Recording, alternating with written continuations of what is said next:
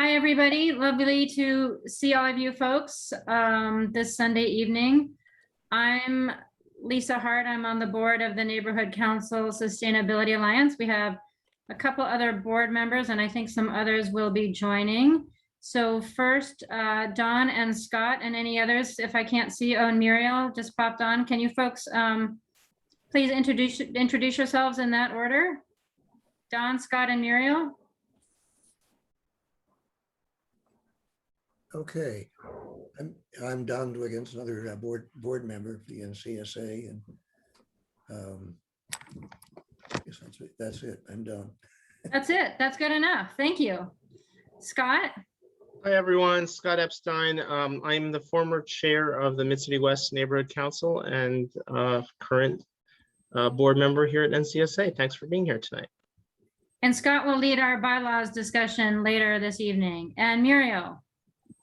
Hi, I'm Muriel McCarr. I was a former District 5 representative of the Echo Park Neighborhood Council, and I am currently the NCSA steering board member, as well as the chair for the Transportation Committee. Yes, she's taken that up recently, and I am so grateful. Okay, so let's do a few introductory slides. Bear with me. Okay, if you can introduce yourselves in the chat, that would be great. You can just say your name, your neighborhood council or organization, and what brought you here today. I think that would be fun. And then our mission, as a reminder, is to advance sustainability and resilience across the city through advocacy, sharing of best practices, and community action. We have a variety of committees and working groups, and we'll be hearing from most of these at the end of the meeting. And if you want to join any of these, please let any of us know. We'd love to hook you up. So you might know this meeting is being recorded. Please add your organization and or pronouns to your screen name in the chat. I mean, in the under your screen name, and introduce yourself in the chat. We're a small enough group, and I like us to be informal. So if you can just raise your hand, you know, that cute little electronic hand to chime in pretty much any time. We have some community agreements that we'll run by you momentarily, and we'll also ask you to complete an evaluation. It's always really helpful to have that evaluation and learn what you liked and what you didn't, so that we can always be aspiring to improve. Tonight we'll just do a little bit of this housekeeping stuff. Then we'll talk about cool blocks, and then we'll talk about our bylaws, and then we'll hear from our committees, and then we'll have a time for anybody to make announcements. And once again, we'll ask for evaluations, and that's about it. Here are our community agreements. I'll try to put these in the chat also. If you can have your camera on, I know not everybody can always do that, but if you can show your face, it's a nice way for us to continue to build community.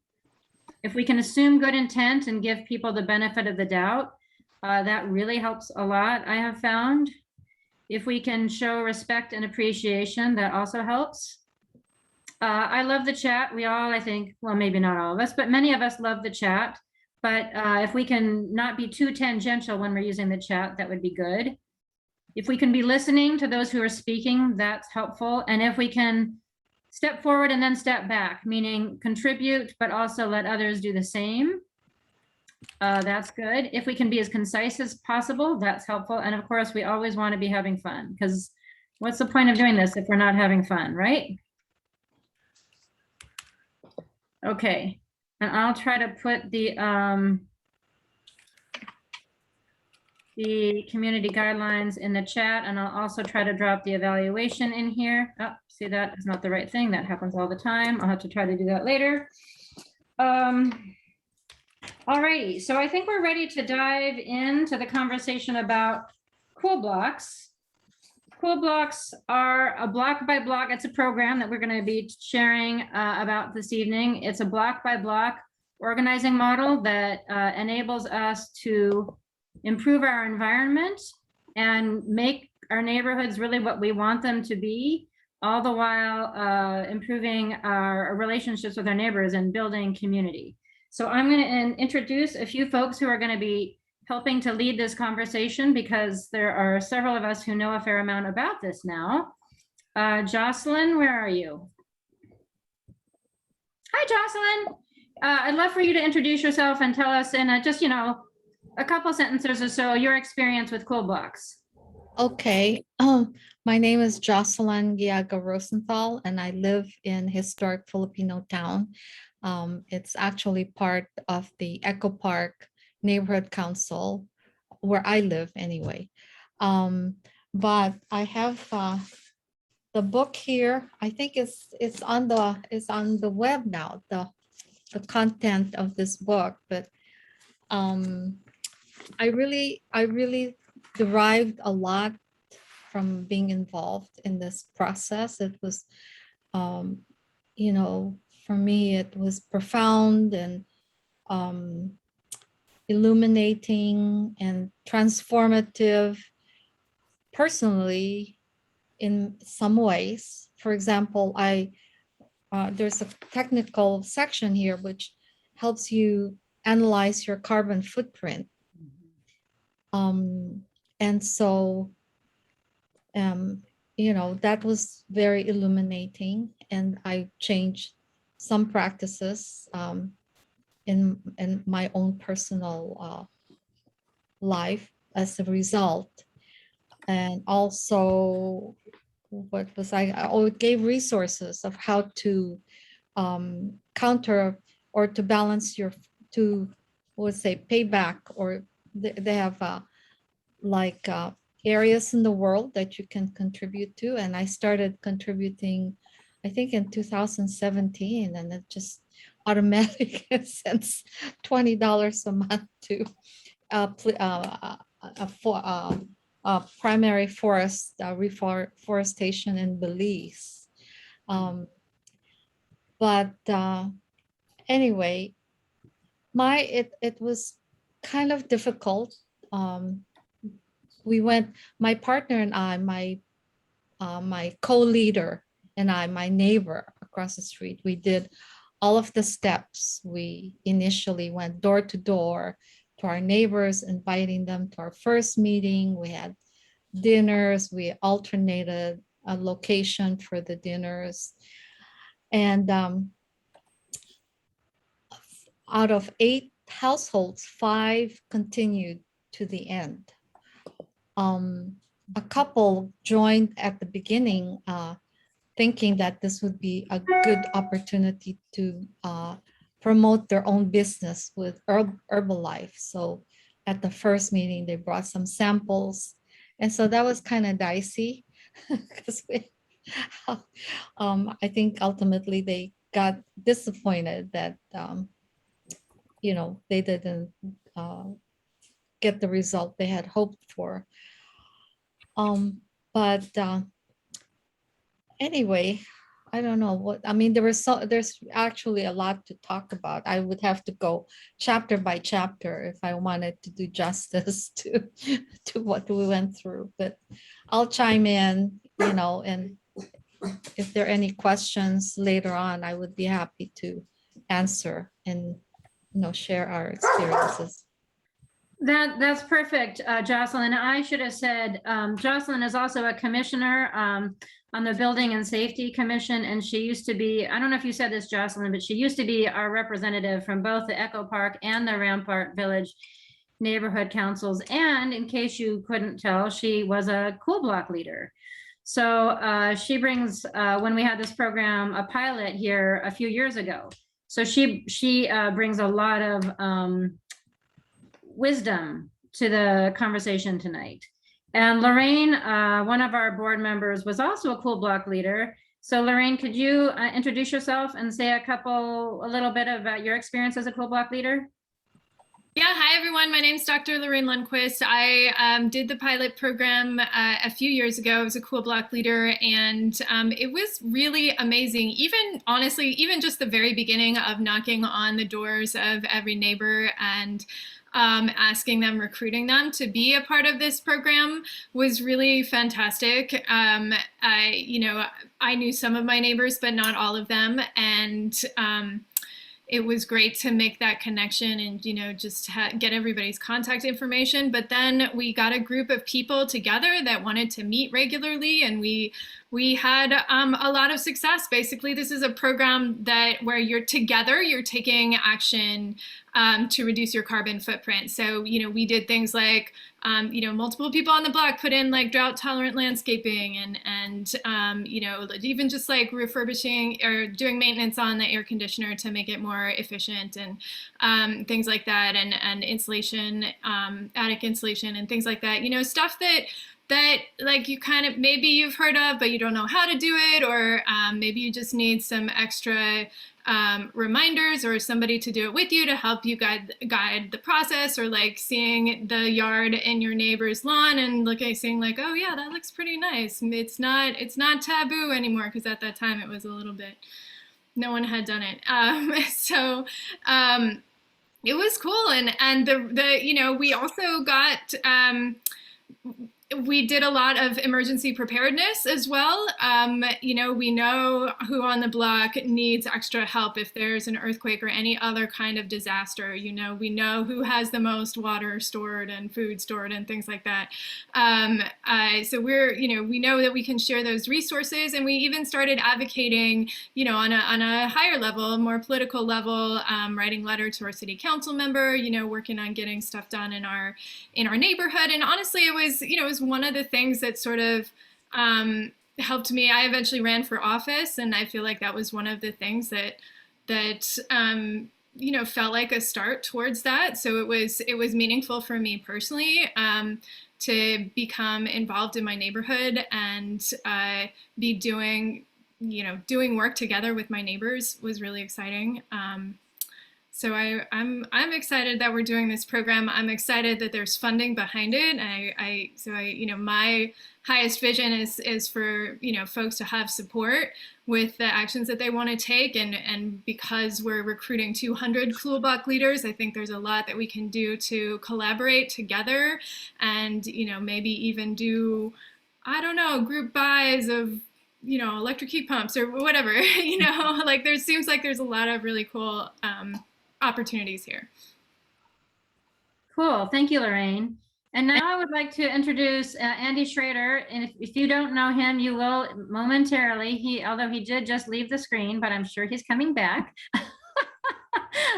He is with Council Member Paul Koretz's office, and he has been instrumental. He was very supportive of the NCSA when we brought this program to the city, the pilot program, a few years ago, and he's been critical in making this happen this year. So I would love to hand the floor over to Andy so he can give a little bit more background and context and let everybody know what we're up to.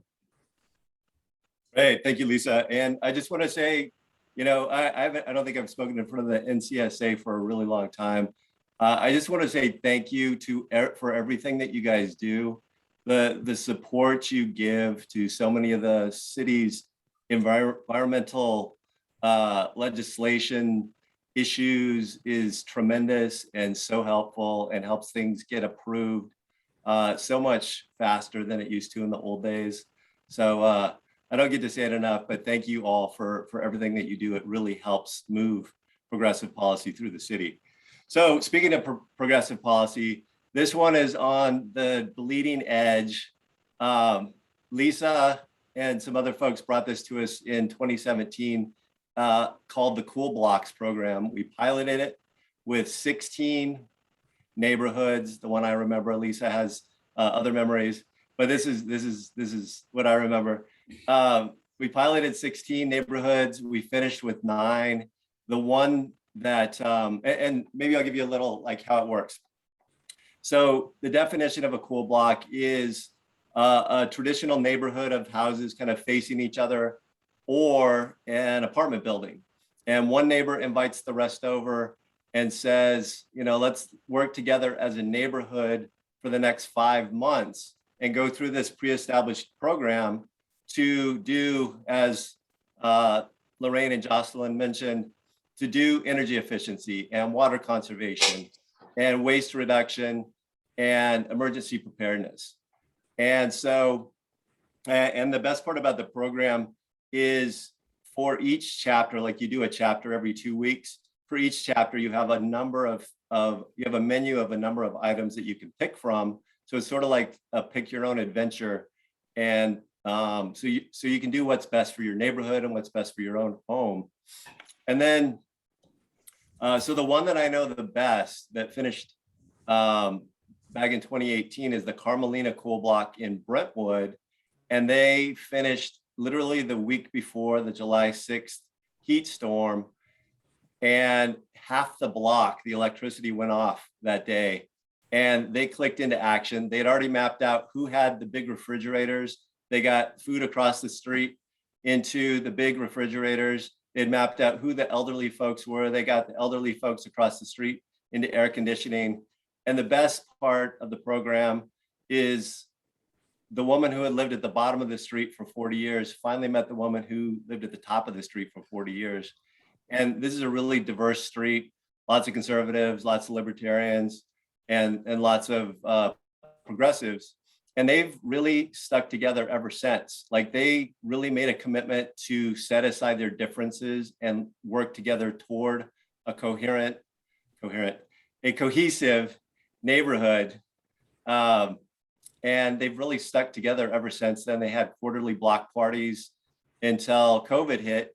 And then when COVID hit, they really just kept going and they went shopping for the folks who didn't want to go to the grocery store and just kept taking care of each other. It's really the perfect model, resilient neighborhood that we need. I think those of us in this meeting really understand the climate impacts that are going on, the big floods and the fires and the massive extreme storm events. So what we need going forward as a city are neighborhoods that are able to take care of themselves for a week or two without expecting first responders to come out in the event of a big emergency, because we won't have enough first responders to take care of everybody in like a major earthquake or something like that. So it's really important to be emergency prepared, but then better yet, we're reducing our greenhouse gas emissions, right at the time when the United Nations IPCC report came out, calling it climate code red for humanity. Like most of us who really understand climate change know that this is, that we're in a pretty bad shape right now. And so this program designed to get 200 cool block leaders going at the same time is remarkable. It's the only thing like it. The goal is to get 200 people going in 2022, and then 200 more going in 2023, and then keep building from there. And what it is now, when they brought it back, it's part of something called the Cool City Challenge, and they're challenging cities in California to apply. We sent in this gigantic application on Wednesday, and we're competing with Petaluma and Irvine and San Jose and Isla, place where Santa Barbara is, the UC Santa Barbara. And Petaluma has 275 cool block leaders.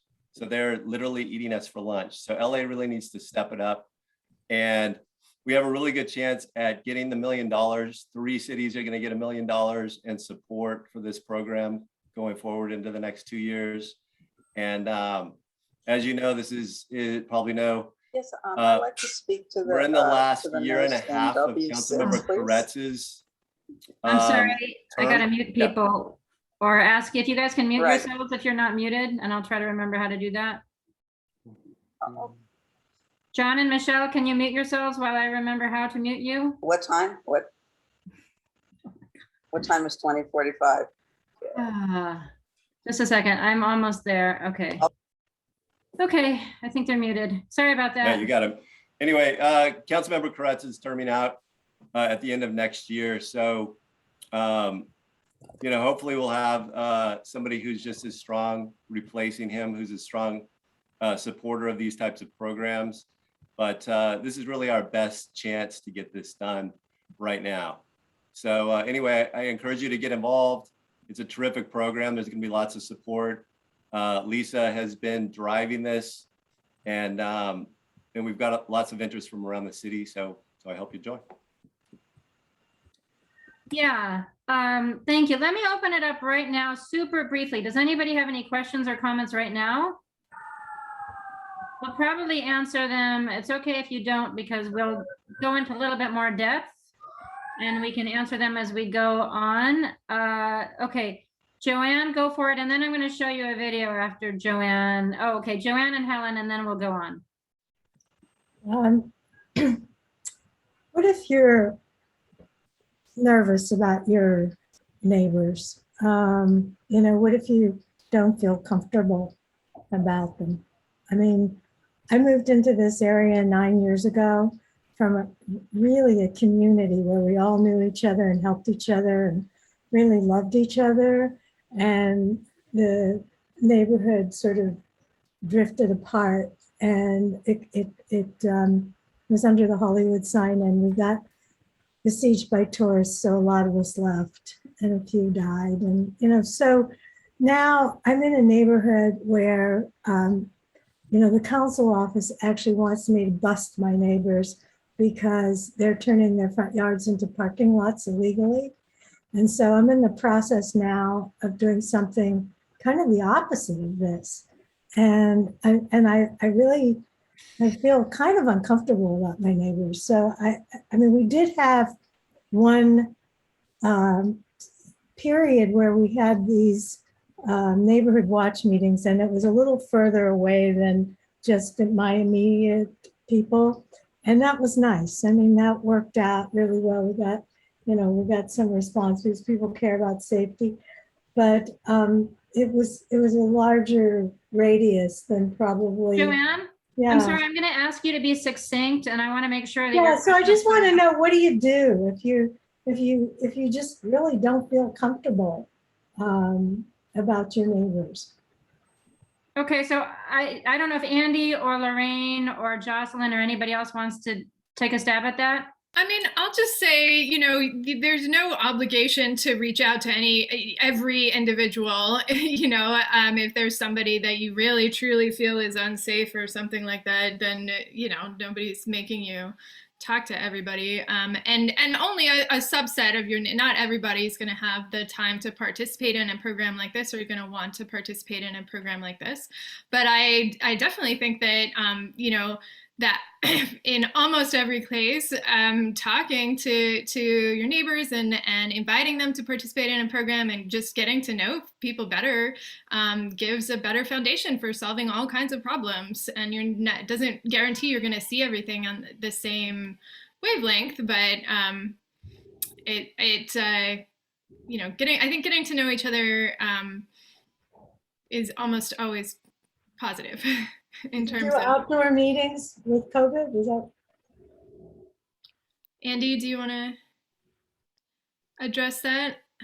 Yeah, we obviously we're in the midst of the Delta variant, and we don't know what the Epsilon variant is going to look like, or on down the line. So if you need to do this on Zoom, do it on Zoom. It doesn't start until January, so hopefully we'll be in a little better situation by then. And outdoors is always preferable anyway to me, but just do it the way that you need to do it. There's no set way to do it. All right, thank you, Helen. And then I'm going to show you a video. Okay, I'll keep it really quick. So I just wanted to say, I think a lot of the questions that I have are probably going to be answered as we get further into the discussion, but I live in a neighborhood of almost entirely apartment buildings. So I just wanted to kind of put the thought out there that, as folks are presenting and talking about how to do this, if you have any tips for how to make it work specifically for renters, that would be really helpful as we do the outreach in our neighborhood and try to get people involved. Well, we should add that there's going to be training for everybody who joins on as a cool block leader starting in January. So just so you know, you're not just going to go walk out and be like, okay, here I go. But anyway, Lisa. Well, I was going to say that Helen, that almost it almost seems like you were a plant, but you weren't, because that's a perfect segue to the video. So let's watch the video and then we can circle back to Helen's question a little bit more. So bear with me while I share my screen, which is always harder than it should be.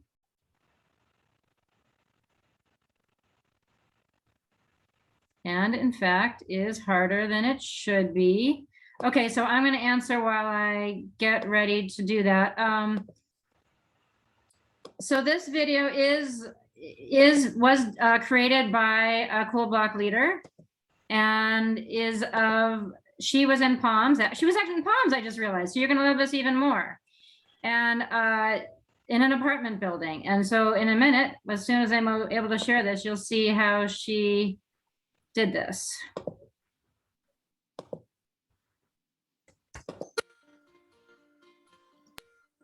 When I was growing up, you kind of relied on your neighbors. Most people want opportunities to help each other, and they just don't hear about them all the time. Or don't feel comfortable asking somebody. Back when I was in Ethiopia, we really have a community-based life. We don't live, very independently like we do in America. I have this motto: I live to serve. I serve my family here, and using the Cool Block, I can serve my neighborhood. Where we're headed with global warming is not inevitable. We can stop it. Now I know that I can do it, and my block can do it, and that my neighborhood can do it. I want to save the planet for future generations. I have a son. He hopefully someday will have a family of his own, and they will have a family of their own. And it just goes on and on. I want the human race to continue. I felt it before I had a kid, but now I feel that pressure even more to leave the earth for the children, hopefully in a better place than when you came into it. You want to take care of the kid more than just about anything in the world. So one of the things that we talked about in the groups is how to organize ourselves, especially bringing together and making a community that collaborates and trades not only objects and tools, but help from one another at different times. Relying on other people, that they can check on me. It's a good thing because I might need the help. The Cool Block program is 9 meetings over approximately 4.5 months that help people learn carbon reduction, water stewardship, disaster resiliency, livability, and empowering others. It is so simple and so profound. People want to connect with people who live in the same place. The cities are where change is going to happen, and we can do it one neighborhood at a time. My dream is that we'll reinvent our cities, reinvent our quality of life, reinvent the planet, and build the future that we dream of. victory is just a matter of organization. And that's what this is. It's blocks organizing, which is the most basic way you can organize beyond your own household. It can't be stopped.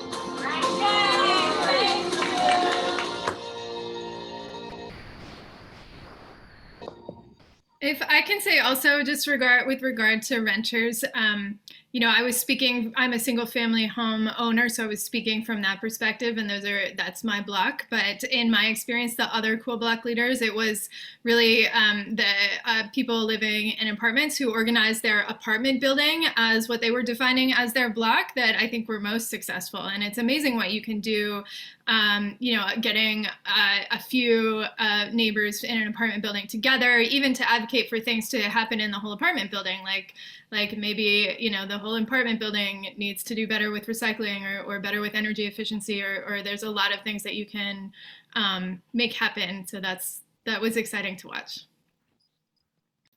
Yeah, so there's this traditional block, which is not that common in LA, probably, which is you go from corner to corner of a straight street. And then we talk about looking across the street and corner to corner on that side. And that's what we consider a block.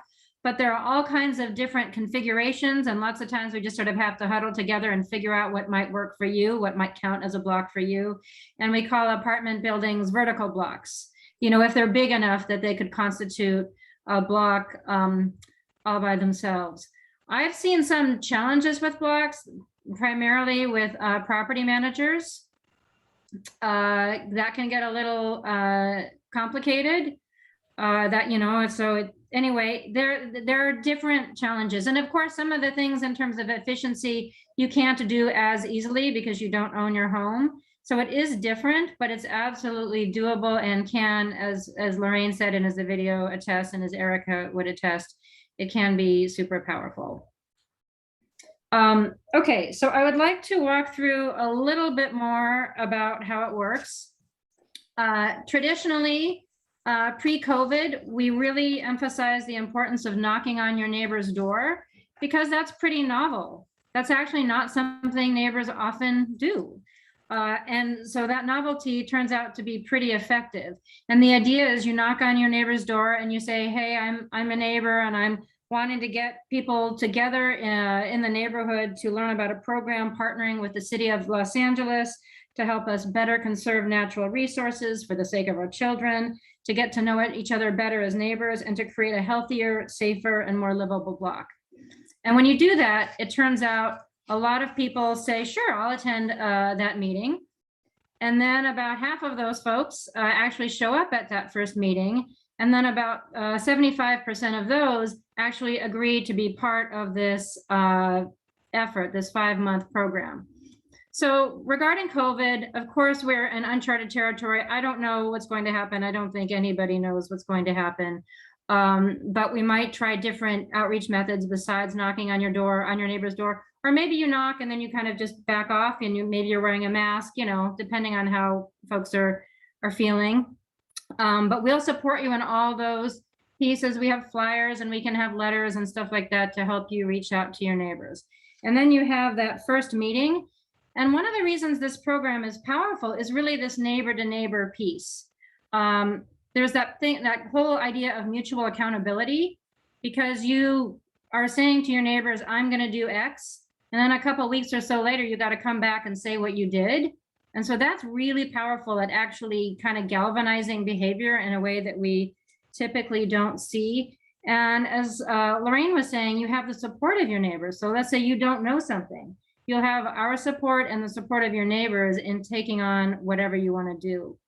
Another thing I should mention is Andy's been doing a lot of work reaching out to folks in the city, and we've already heard from a couple departments. Sanitation has said, we want to help all the cool blocks plant trees. And the Department of Water and Power has said, we want to help all cool blocks conserve water. So we're going to have a lot of support for cool blocks and special attention. And as Lorraine, I think, said, we're going to have funding, we're thinking, to help cool blocks achieve the things they want to achieve. So for folks who have always sort of wanted to do something on their block, but just haven't gotten it off the ground, this is potentially a program that can help you get that thing done. Okay, so I think I've talked a little bit about some of the structure. Also, there's a lot of research behind this that I really like. My background is in social psychology, and this is very much founded in principles of psychology, which I really appreciate. And what we've seen as we've collected data is a lot of neighborhoods are able to reduce their carbon emissions by about 30%. They're able to reduce their water usage by about 30%. They're able to take many actions to get readier for disasters and many actions to improve their neighborhoods. And one of the powerful things that I think really means a lot for Andy and me, and that Lorraine also alluded to, is, you know, if you're just doing it on your block, that might not feel like that much, right? But if lots and lots and lots of people are doing it, there's this cumulative effect. And this is one of the ways that we can help build a network across the city of folks who are really working on this effort. And then, as Lorraine mentioned, that enlarges our network so that we can be advocating, you know, submitting community impact statements, writing to our city council folks, showing up at city council committee meetings, that sort of thing. So we can really, we hope, make our voice louder and clearer and more united through this effort also. And the idea of it also is the idea of a tipping point, which you are probably all familiar with. That once you're trying to make a change, it feels very, very hard and can feel very lonely and very ineffective. You know, that Sisyphus rolling the rock up the hill just to have it roll back down over and over and over. But when you get enough people, all of a sudden you start getting momentum. And that starts happening at around 15% of the population. And once you get to about 25% of the population, things start moving and it doesn't require any pushing at all. It just moves on its own momentum. And we see that with all kinds of things. Like one of the examples I think of frequently is marriage equality. I have seen the marriage equality fight go for so many years without really seeming to gain any traction. And all of a sudden it was all done and over with. And it's kind of like passé to even talk about it because we all just have accepted it and moved on. That happened incredibly quickly once enough people were on board. And we see that with plastic bags in grocery stores, right? Just a few years ago, everybody was just taking the plastic bags from grocery stores without thinking about it. And now virtually nobody does that. So it's just a matter of, you know, policy and the zeitgeist sort of coming together and moving things. And that's one of the ideas behind the cool blocks. So you meet in somebody's house or via Zoom. The meetings are usually like 90 minutes to 2 hours.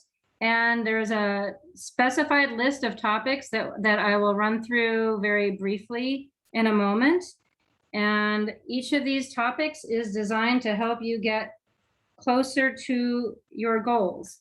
And I want to repeat that we're going to have resources to help you. We have a strong list of resources across the city, and many city departments are stepping up and saying they're going to help. And we think we're going to have funding to help. So this program is based on about, I think now like 30 years of research, and this has been worked on in about 200 cities. And this is actually a putting together of several distinct programs working on, like, for example, just carbon or just water or just emergency preparedness that David, the founder of this program, put together to create the cool block idea. The topics, I'm going to say super briefly, are, you know, first just introducing people and doing team building, and then working on climate friendly lifestyles, and then focusing on energy efficiency, and then on water, and then on personal and community resiliency, and then on creating a healthy and safer block, and then on sharing resources and creating a community rich block, and then going beyond to the city level and doing things at the city level. So as you might notice, we're starting with your own household and then growing a little bit larger to the block level and then to the city level, and that's by design. There's also one of the really cool things about this is David, who founded this, has a strong foundation in leadership development. That's a lot of what he does, and we will be the beneficiaries of his wisdom. He does a lot to help people really tap into their own leadership skills, and we will be sharing all of that information with you. And so this is a great opportunity to develop your own, as Lorraine was talking about running for city council, it's a great opportunity to develop your own leadership skills for your personal life as well as for your professional life. And for folks who, most of you are probably comfortable running meetings, but whether you are or you aren't, it doesn't really matter because we have the structure of the program and we have the agendas and all of that ready to support you. Also, the idea is, this doesn't always happen in my experience, but the idea is that you lead, as the cool block leader, you lead the first meeting, and then after that, the meeting responsibility is shared. So that's rotated across different cool block leaders.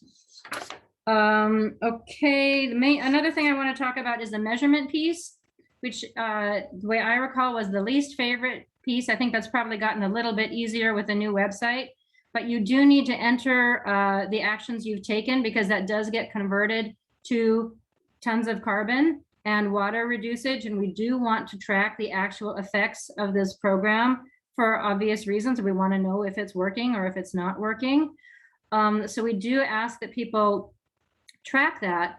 But one of the nice things about the website is, instead of just feeling like it's that proverbial drop in the bucket, you actually get to see what you're doing as a household and what other people on your block are doing as a household and what other blocks in the city are doing as a household. So you actually get to see the cumulative effect of all the different blocks across the city doing this, and you get to see that it actually does add up and can make a difference. And I think that's probably one of the most powerful things about this, because so often we feel so helpless in the face of the climate crisis, right? Like there's not a lot we can do that will make a difference. And we are really, just really like, what's the expression? Sweeping of the ocean with a broom. But if we're all doing it together, it actually makes a difference. And then at the end of this, we have a network of people. We have this network of people across the city who can help us achieve our bigger goals. And also Newsom, this is years ago, David was talking to then Lieutenant Governor Newsom about it. And I think he circled back to Governor Newsom's office, and they're very supportive. Of course, we don't know how long we're going to have Governor Newsom as our governor, but I personally hope he sticks around for a little while. Andy tells me that David has also talked with folks in the White House, and they're supportive, partly because we all know we got to figure this out, and we all know we haven't done enough to figure it out yet. And this is a really powerful way to leverage the individual and the household level, which nobody has really effectively tapped into yet. And so we're hoping that this program will help. Okay, I talked too much. I'm open for other questions, answers, comments. Andy,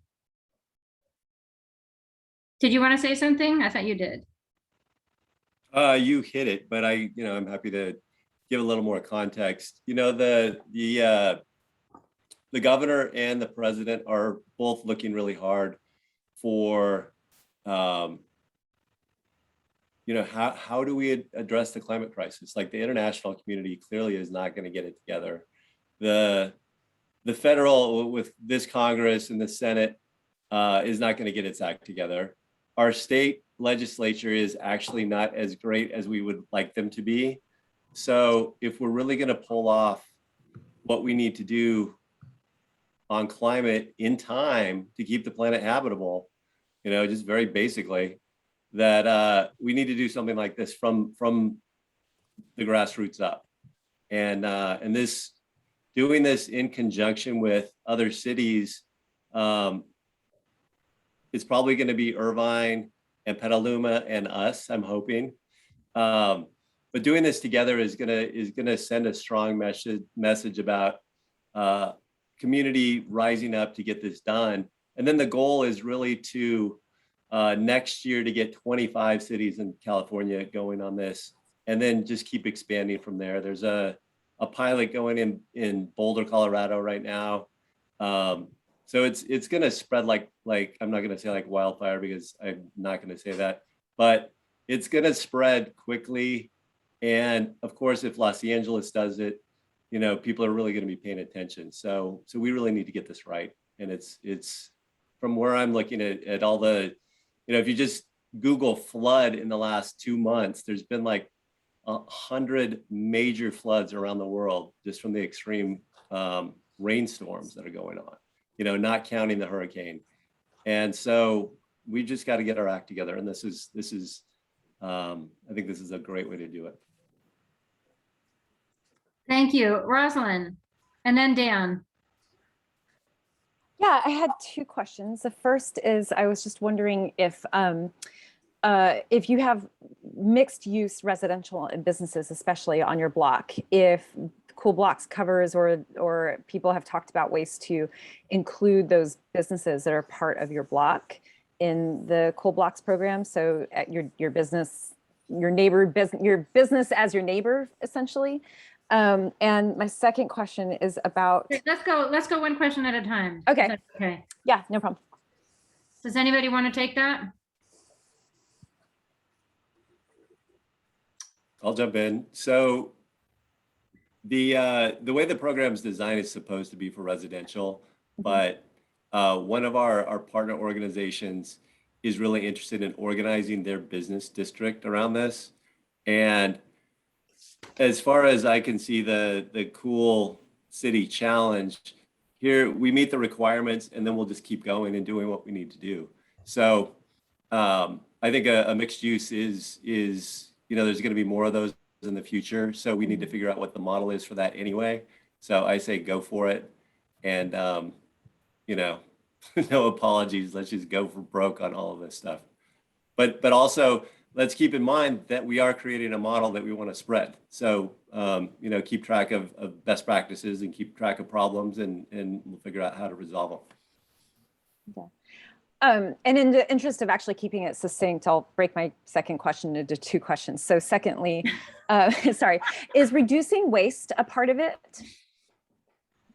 A part of the program? You know what I should have said? I should have said, forgive me, I was doing an abbreviated version. So there are all these different chapters with topics, but then you get to decide within each meeting, each topic, what you want to do.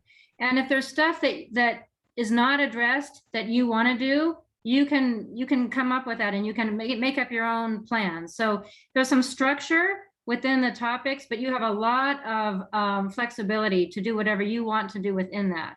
So I frankly don't remember how much is on waste. I don't know if a former Cool Block leader remembers, but we're happy to support those efforts. And I'm sure there is stuff in there on that.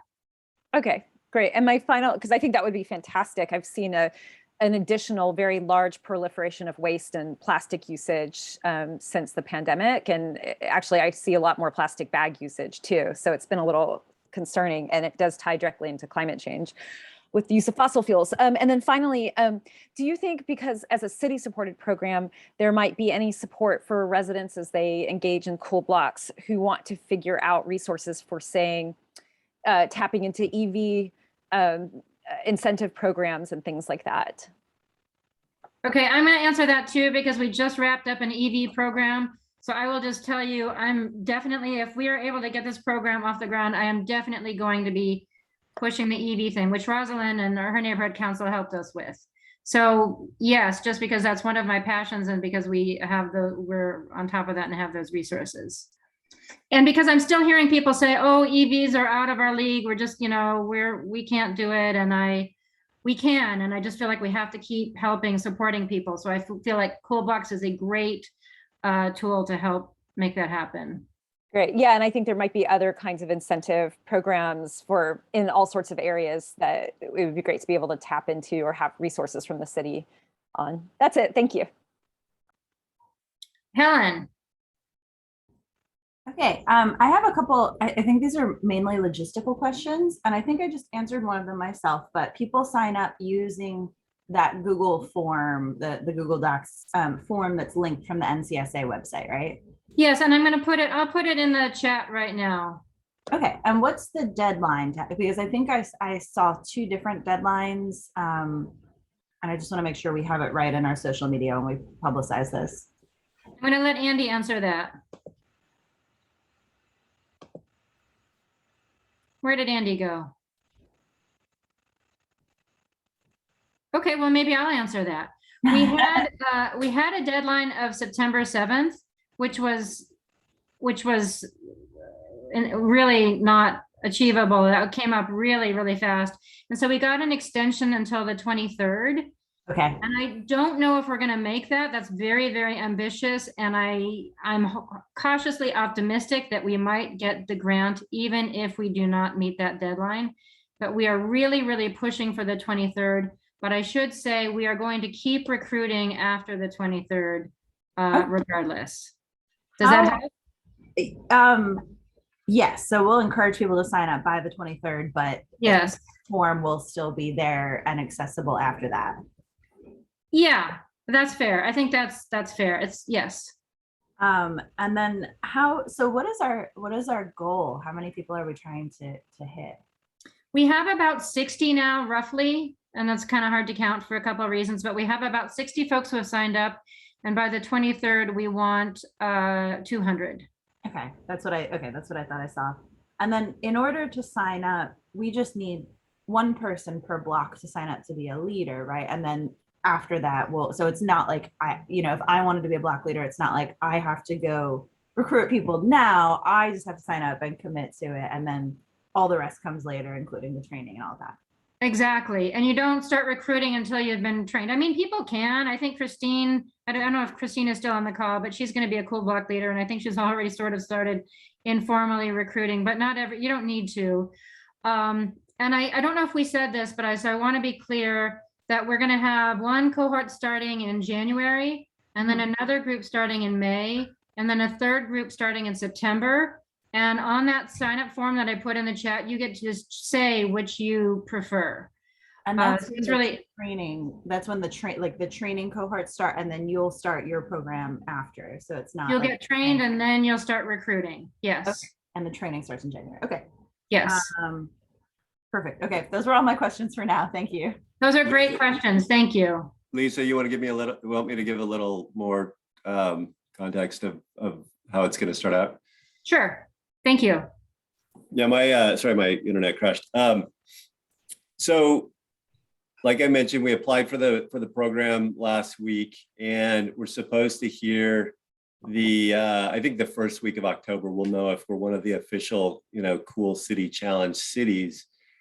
And then, so we'll be notifying everybody of that, and probably put out some press about it, because we really want to engage, pretty much all sectors of the city. And no matter how long it takes, we'll just keep creeping into other sectors. And then, as Lisa would mention, we really get started in January. But the other thing to remember, even if we don't make it as one of the official cities, we're likely just going to move forward and do this anyway, because we don't actually need the $1 million. It'd be nice, but in a city like Los Angeles, that's just kind of like budget dust anyway. So we've got some funders who want to help with funding the underserved neighborhoods, folks who might need babysitting support, folks who might need other support, internet support, that kind of thing. We've got a foundation who's going to help us with that.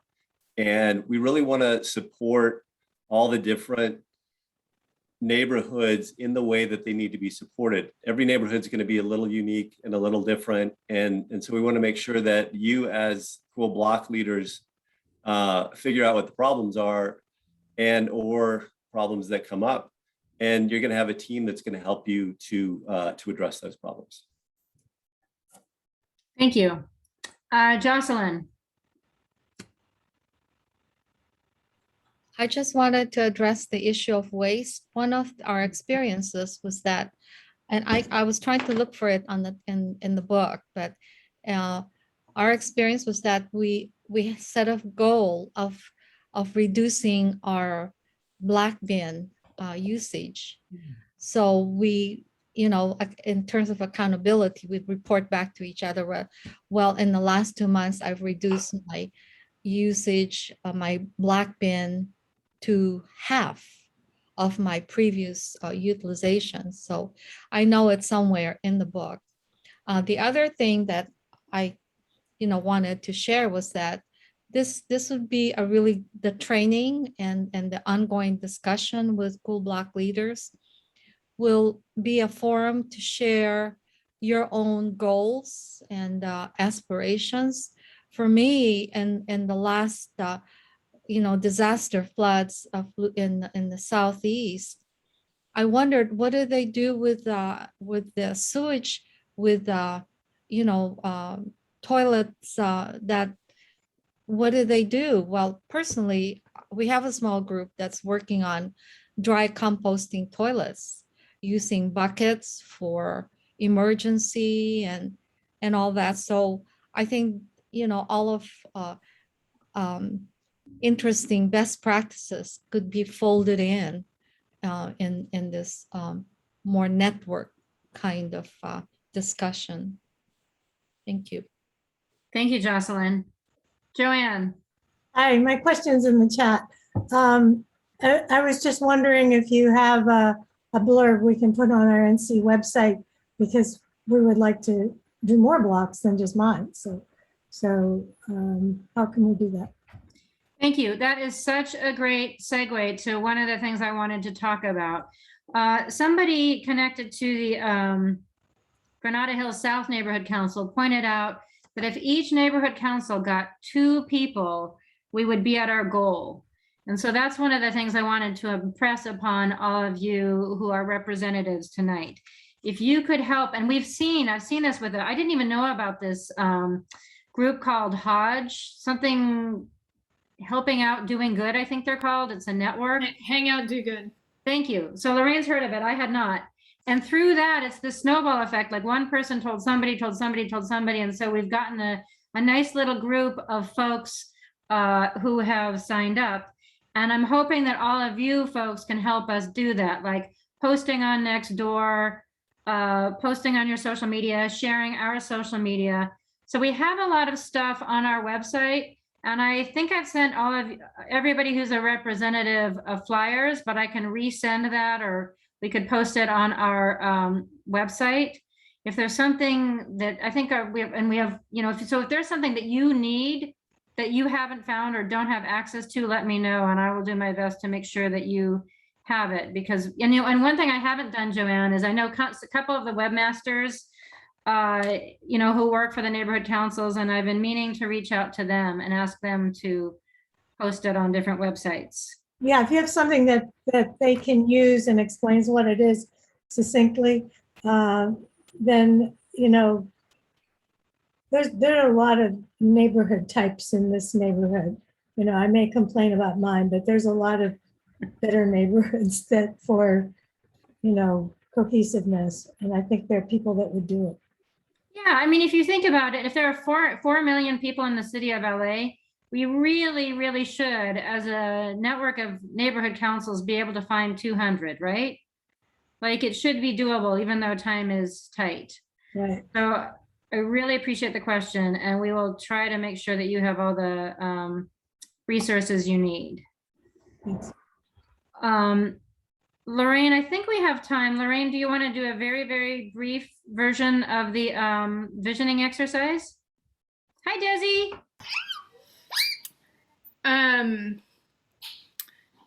Okay. I apologize if I'm catching you off guard. I gather that I am. That's probably my fault. I mean, yes, let's do a very, very brief version. So what I was envisioning was just asking the very first question, and that's all. Okay, I don't remember. Well, I'm going to do this. So I'd just like for each of you to just take a moment and imagine that you are doing the Cool Blocks program, and that you are that you've become a block leader, that you recruit people on your block or in your apartment building, or however you want to define it. You recruit neighbors to do a program like this.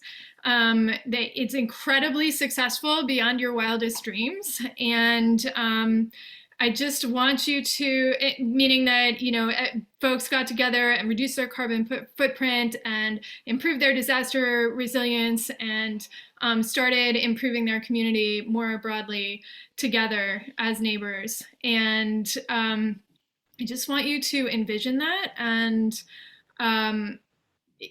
think about what that looks like. What can you do now? What did it look like to come together? What did it take for you to recruit those folks and for you all to work together well? Just take a minute to think about that and visualize it and imagine what it could be like and where you could go from here. Just write a couple things down and we'll have a few people share.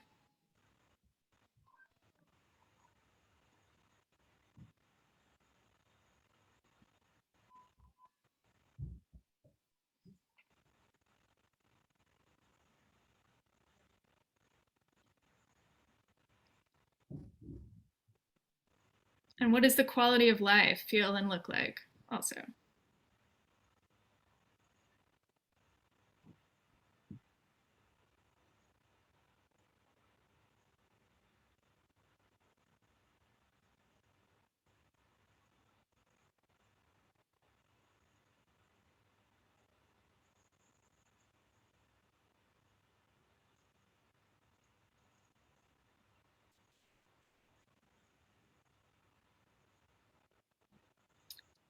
All right, so I'd love to just have a few people share what they envision this experience being like under that successful regime.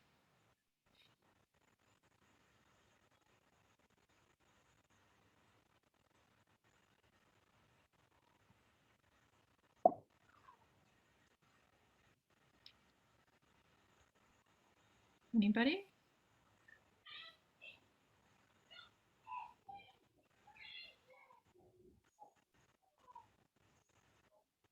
Eric.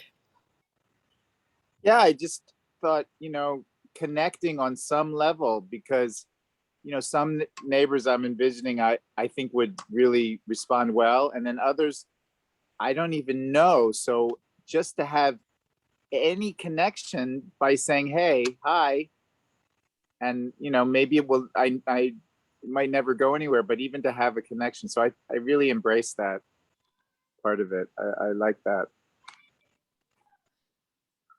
Thank you. Thank you. Yeah, it's something our block started doing after we finished the program. We didn't want to keep meeting, that frequently, but we did want to have like block events. So we started having like a like a rotating dinner party. This was way before COVID, but just block party type thing where a different person would host each time. Does anybody else want to share any reactions to the visioning? Gwen.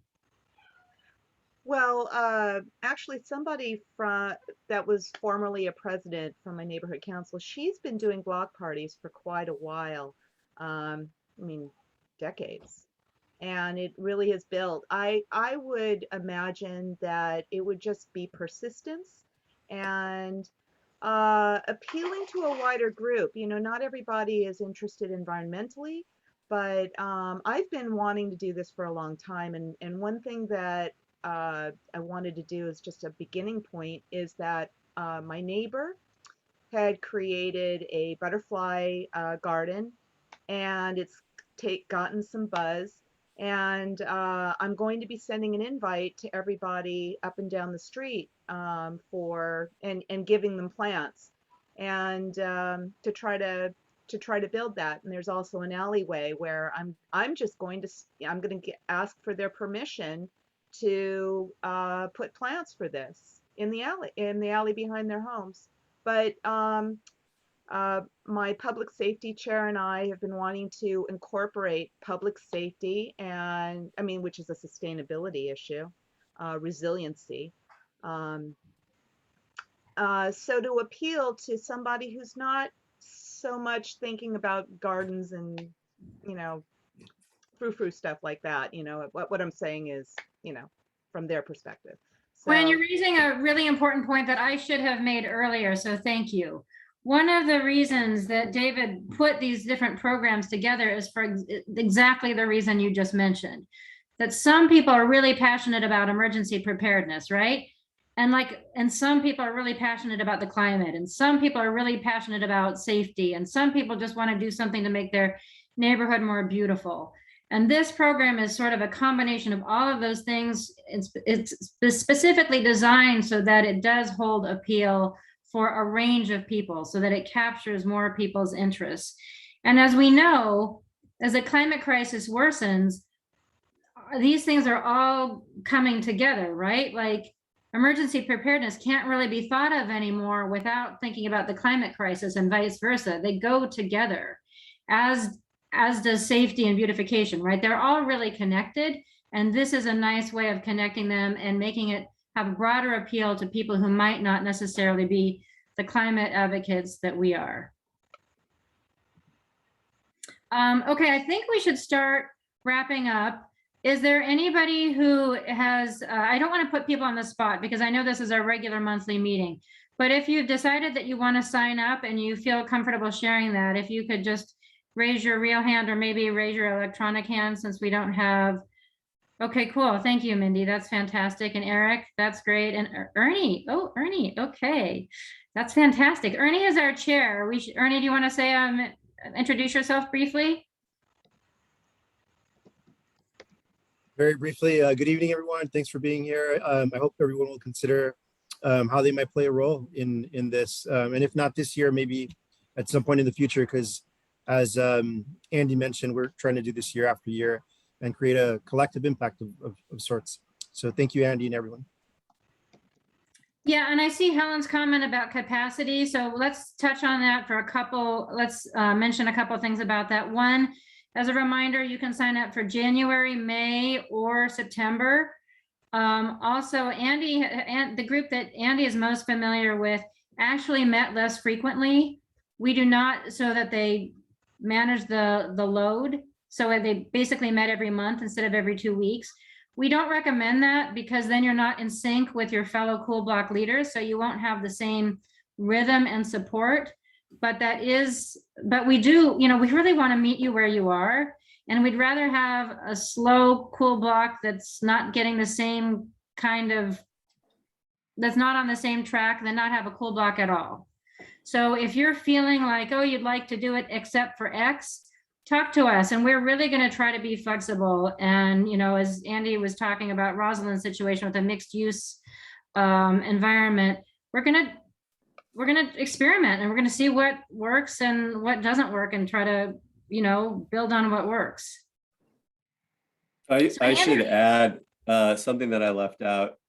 One of the requirements of being one of the Cool City Challenge cities is to put forward a stretch goal to be a carbon neutral city by 2030, which is a giant stretch goal, particularly since we just spent the last 4 years getting LA to 100% renewable energy 10 years earlier than DWP ever expected. So now we're aiming for 2035, but we want to get the rest of the city there by 2030. And once you set this kind of a moonshot goal, just like Kennedy did back in the 60s, he said, we're going to put a man on the moon in this decade. And, during World War II, people were facing basically an existential threat with the Nazis spreading across the world. And the country organized and turned everything around in a year. And they got the automakers to make tanks, and they got other automakers to make airplanes. And the whole of society really turned around. Everybody had victory gardens. People were growing their own food. People started bringing in tin cans so they could recycle those and make them into airplanes. And all of society really joined together to work toward one goal. And this is we're in the same situation. We need all of society to join together to reach this one goal of carbon neutrality by 2030. And if we don't do that, I think some people think that climate change is just something that's gonna get a little bit hotter and stop. It's gonna keep getting hotter and hotter and hotter and hotter as long as we keep emitting greenhouse gas emissions. So I really see this. I've been working on this for this kind of stuff for 10 years, and I've seen that we're really not getting where we need to go. So I really see this as a really excellent chance, and maybe one of our last chances to really get it right. So I definitely encourage you to join us. And like I said, we're just going to do it, whether we win the competition or not. We're going to do it and show the world what LA's got. Thank you. Any last, Gwen, we got to wrap it up, but go ahead, Gwen. I understand. Andy, I am so glad that you mentioned that World War II effort. I have been speaking on the organized effort that went on. It was the most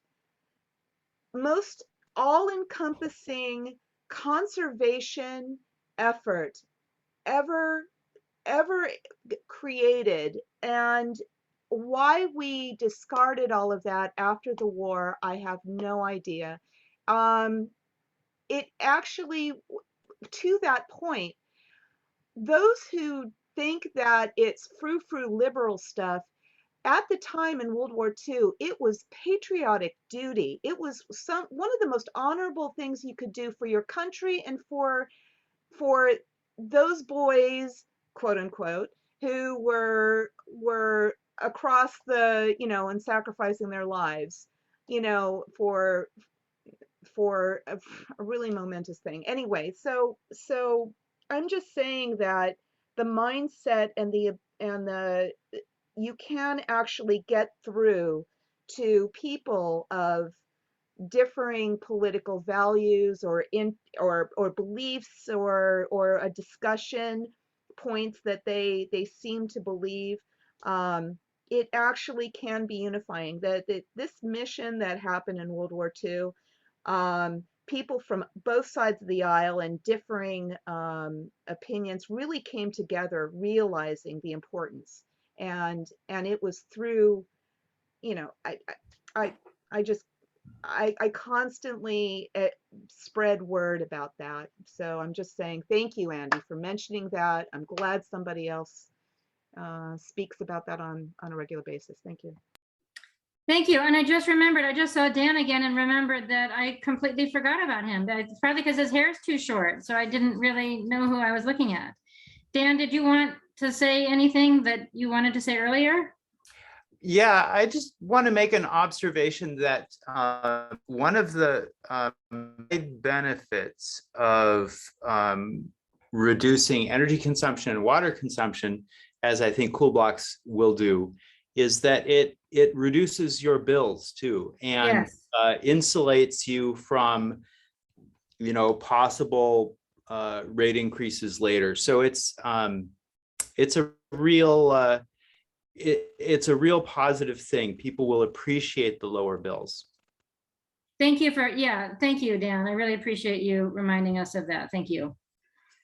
Okay, unless there are any last parting words, any last comments? I'm going to hand it over to Scott, and we are going to talk about bylaws. Bye, Andy. Thank you so much for joining. Good night. Thanks, everybody. Thank you so much. Thanks for the very compelling conversation. Okay, so as many of you know, we've been engaged in a conversation about how this organization is run for quite a while now, and a back and forth about some changes. And so our board is close to kind of finalizing these revised bylaws. So we wanted to kind of report out on that, and share some of the big shifts and also some of the, you know, what we heard from you and what we incorporated. So I can, let's see, what's the best way of doing this? I can share these documents in the chat. I made you co-host, but I can share whichever one you want me to share if that's easier. Well, maybe you could share both documents in the chat in case people want to look at it on their own screen, and then I can also share my screen. Okay, sounds good. If I can get to that. So I'm not going to like kind of go line by line on these bylaws because that would take too long, and you know, we've gone over some of this. So but you know, for your own information, is that could be me? Sorry, let me. Yeah, I think it's me. Sorry about that. So I'm going to be working off this document, which kind of summarizes some of the changes that we're planning to move forward with. And so I'll just kind of go through that a bit, and then we can have some discussion. You know, some of this we went over a number of months ago. A few things are a bit new. So I think that the biggest thing is that, you know, and one of the biggest motivators behind all of these conversations that we've been having, both at the steering board level and here with you, is that we just want the organization to be able to be a bit more agile and have more of a policy impact. You know, we were just talking about the timeline on climate, right? And you know, there's a lot of issues that we have to take aggressive action on, and we want NCSA to be a part of that conversation. You know, the organization hasn't taken that many policy positions as a whole. So some of these shifts are targeted. Many of these shifts are targeted towards placing us in a situation where we can have a stronger voice. One big piece of that is forming a voting body, which is you, which is steering board members, committee chairs, and the appointed representatives from neighborhood councils. we had a back and forth about how that voting structure would work in terms of representation of the neighborhood councils, and we landed on there being one appointed voting member and 2 alternates from each neighborhood council.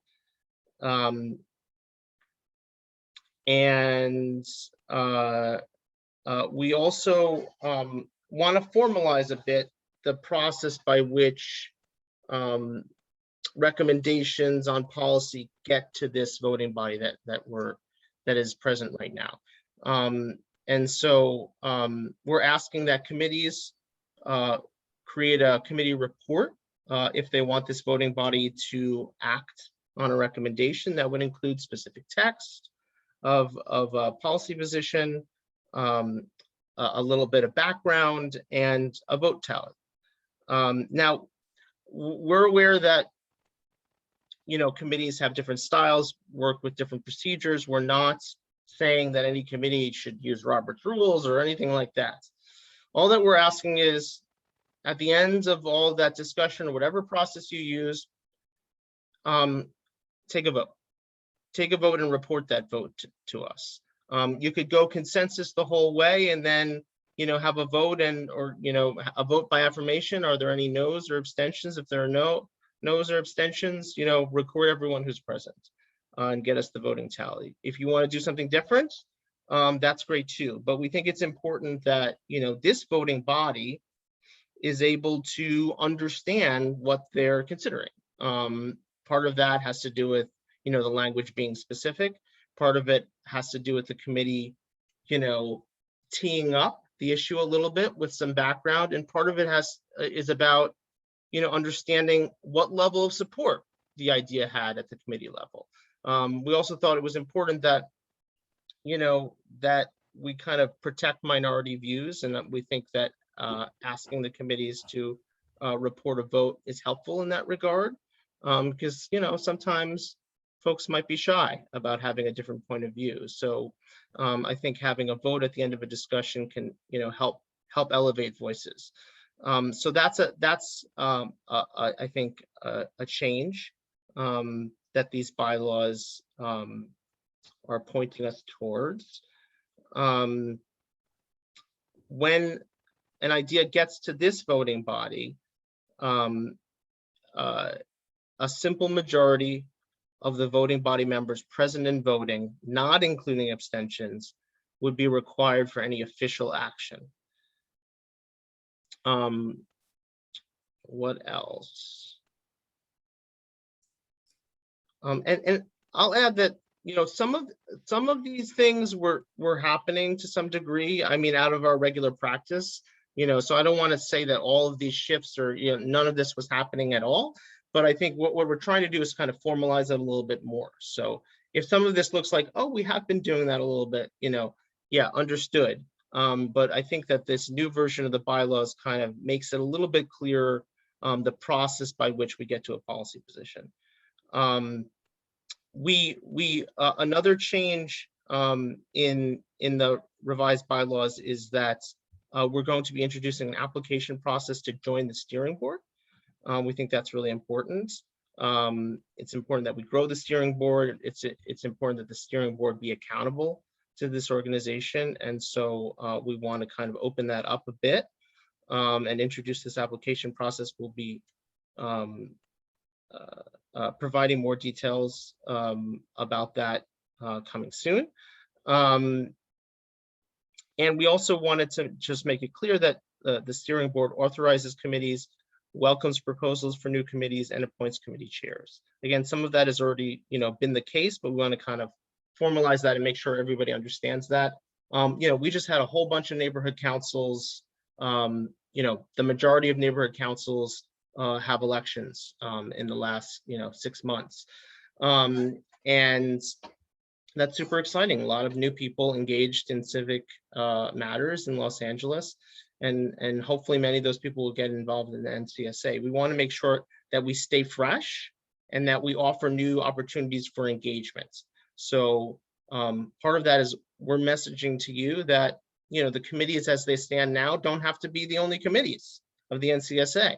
If you have an idea for something exciting that we're not doing that you'd like to take the lead on, let us know. we'll consider it. Maybe we'll form a new committee. Some of this I went over, but as part of the major shifts, but I think we had a really substantive and robust kind of back and forth between the board and the general, what is the voting body now in the future. And you gave us a lot of feedback, and thank you for that. I'll just note a couple examples. One was that some of us had thought, perhaps we should have, whoever was appointed to serve as representatives of neighborhood councils could vote. And some existing member councils have had multiple appointees. And so we thought, okay, they should all be able to vote. But we heard from you that there was concerns about fairness and that, and possible gamesmanship of neighborhood councils having more voting power than others. So we heard you and are moving forward with this idea of having one voting member and up to 2 alternates. Another idea that was thrown out in these conversations was the idea of the board appointing members to committees. But we heard that doesn't really mesh with the current culture of the organization. And so while we've made it explicit that the steering board authorizes committees, appoints committee chairs, and requires a committee report, we're not saying that the steering board would take on the role of appointing committee members. And then we also heard about that there wasn't clarity around how abstentions are treated. So we firmed that up in these revised bylaws as well. So that's just kind of like a high level summary of some of these shifts. And yeah, happy to answer questions, any questions that you might have, or address any concerns.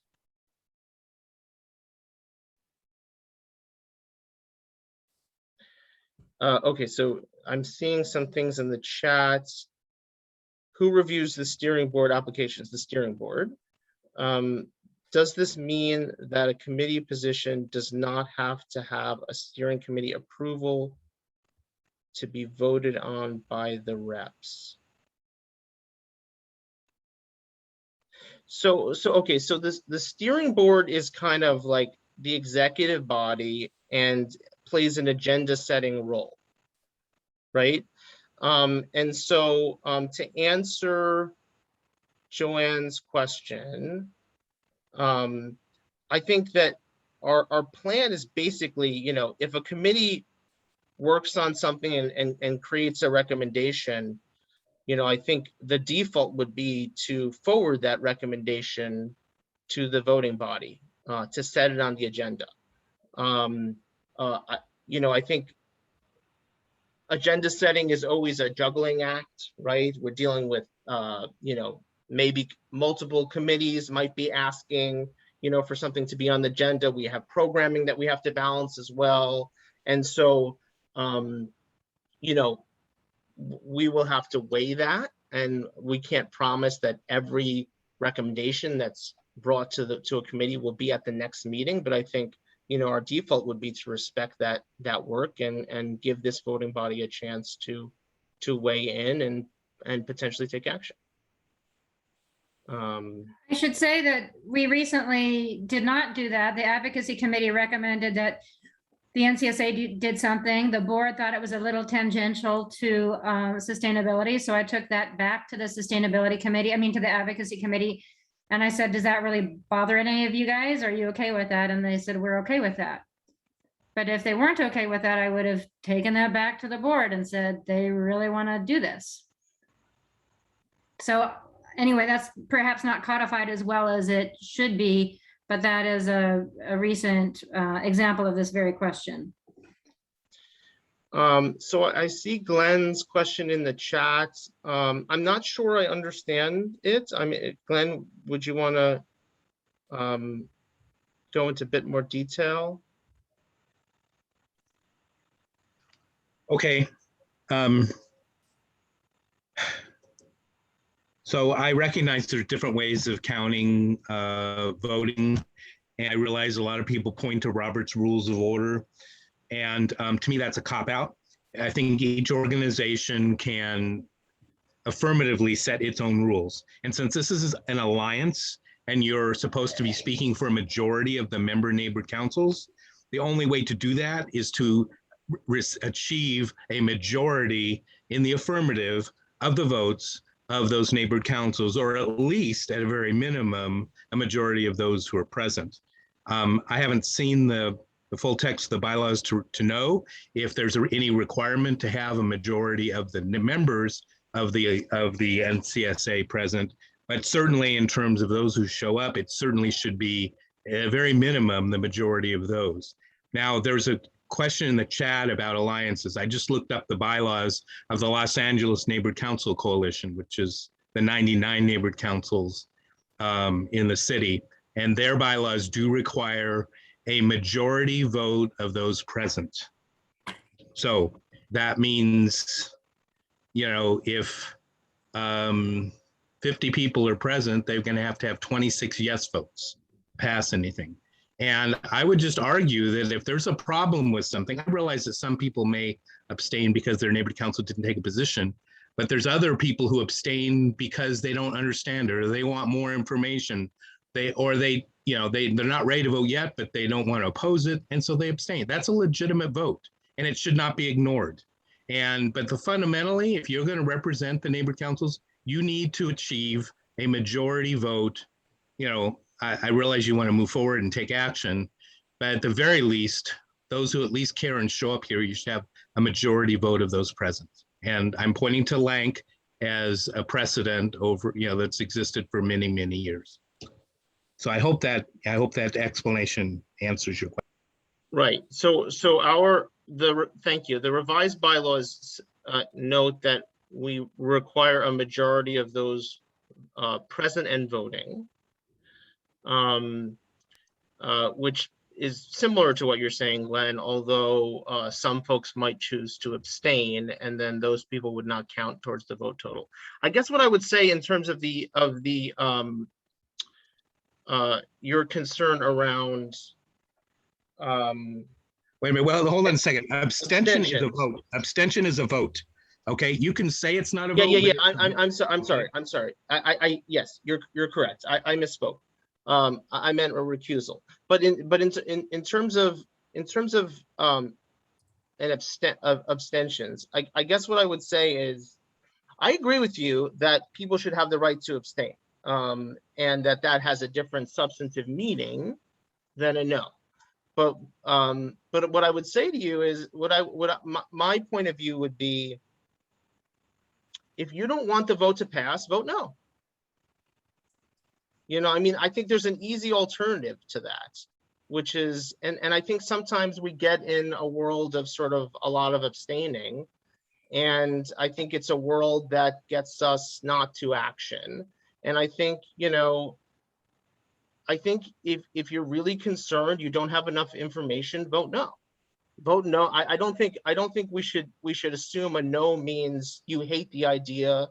You know, people vote no all the time for all sorts of reasons, right? And so I think honestly, like, as long as everybody in this room understands the voting system, I think it works just as well. Because if you are very concerned about a particular item, you can just vote no, and that will count towards, you know, the item not moving forward. And I think it also, this system is, you know, less likely to have us mired in inaction. So I think my fellow steering board members generally agree with me on this, but I hear what you're saying, Glenn. Well, I don't know that you do, because my point is that in order to move forward, to speak for a group of 60, I think it's 62 neighborhood councils now, I think you need to have more than 7 yes votes, which is what happened last night, or maybe it was 8. Regardless, that is not a huge mandate, in my opinion. of the voices of 61 neighborhood councils, especially for more of them that abstain for whatever reason. So, you know, and I've been in situations myself in my council. I don't like to abstain, but there's some times where I like the proposal. I just don't like the wording of the motion. I'm not willing in that instance where I like the proposal to be on record opposing it. And yet if it's poorly worded or it's got a bad segment, you know, poison pill part of it, I want the option of not being on record as against it.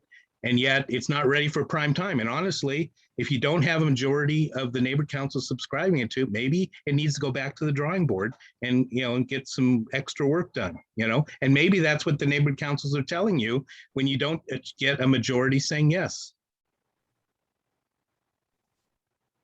Thank you. Thank you. Appreciate that perspective, Glenn. I see Gwendolyn's hand. Okay, I've said this repeatedly over many different meetings. My abstention is based on the very specific rule for my neighborhood council that I cannot represent my board for any measure or anything that comes through the NCSA without their having reviewed and voted upon it themselves, period. And I believe that many abstentions are based on that particular rule. It has nothing to do with anything else. Now I will let you guys know that, for example, my board, I've invited planning and land use people to this, and we are very excited about many of the things that are coming out of here and are working on it diligently. Joanne, I'm just letting you know, I'm working on it tonight, all night, the trees issue. This, I want it now on record that whether I'm present or not for a vote, my abstention is based on those criteria. And I believe that you have an overwhelming group of abstentions based on something like that, not understanding it. I am personally extremely passionate about a lot of things that come out of here, but it cannot be done without the vote, the board approving it. I suggest that when a vote comes through this body, that it is that each member, that the NCSA will aggressively distribute it to each of the representatives from each council member, and that the vote of approval means that you will take it to a committee. And if it needs to be done hastily, it goes to the executive committee and they will take it to the board vote without a committee consensus. But at least, you know, that we will take it through a committee, the appropriate committee, and that we will then take it to our boards. You will get a much better response out of that. I mean, otherwise, I suggest that when you take your NCSA decisions to whatever body that you're going to have to show the count of abstentions. You're going to have to do it. Who abstained? Thank you. So yeah, we would totally respect the position that you're in, Gwendolyn. And we don't think that this system is incompatible with that. I would also say that I really appreciate what you said about, you know, bringing the position to the member neighborhood councils. That's exactly what we want to do.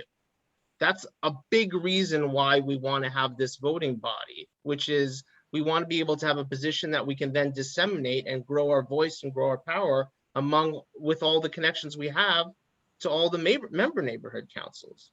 So if that's the direction it works for your council, Gwendolyn, fantastic. But we feel like we will be, you know, not be able to get there, not to be able to galvanize the action if we're waiting for every neighborhood council to weigh in. Yeah. Can I intervene right quick? Hello? Devon, Joanne is before you, I think. Sorry, go ahead. Hi. You know, I've served on a lot of different organizations, and there are quorum rules, and I don't understand the voting of this body without a quorum. I mean, if I send an email out to a committee, the committee I chair, and I say, and I get it to everyone, and I give them 48 hours to vote a no to get, consensus. If I get one no, then I don't do the position. But in this case, we've had votes where there's no quorum at the meeting. If there's 62 NCSA reps and only, a dozen are there by the vote, and then the steering committee each one has a vote. They're weighing the vote. The steering committee basically, who understands the issue the best and has the right to vote because no neighborhood council is telling them they must abstain if the neighborhood council hasn't voted. Suddenly we're now having really you carry a sort of weighted vote then, because there's been no quorum. I mean, at CFAC, we can't vote unless we have a quorum of the CFAC members present at the vote. And I would suggest the voting take place by email or some other way, so that people who are not present at the meeting, I mean, Sunday night's very hard for a lot of people with families, and that removes their vote right there. So that's how I see it. I mean, I've been able to vote because my neighborhood council hasn't had a problem with it, but I'm making them vote tomorrow night to make sure, because we have a new board. So I want to make sure the new board is okay with it. But I just don't see how you can have this handful of people and call it an NCSA position. Thank you, Joanne. Devon. Yeah, I was going to agree with what you mentioned, Terry Scott, earlier.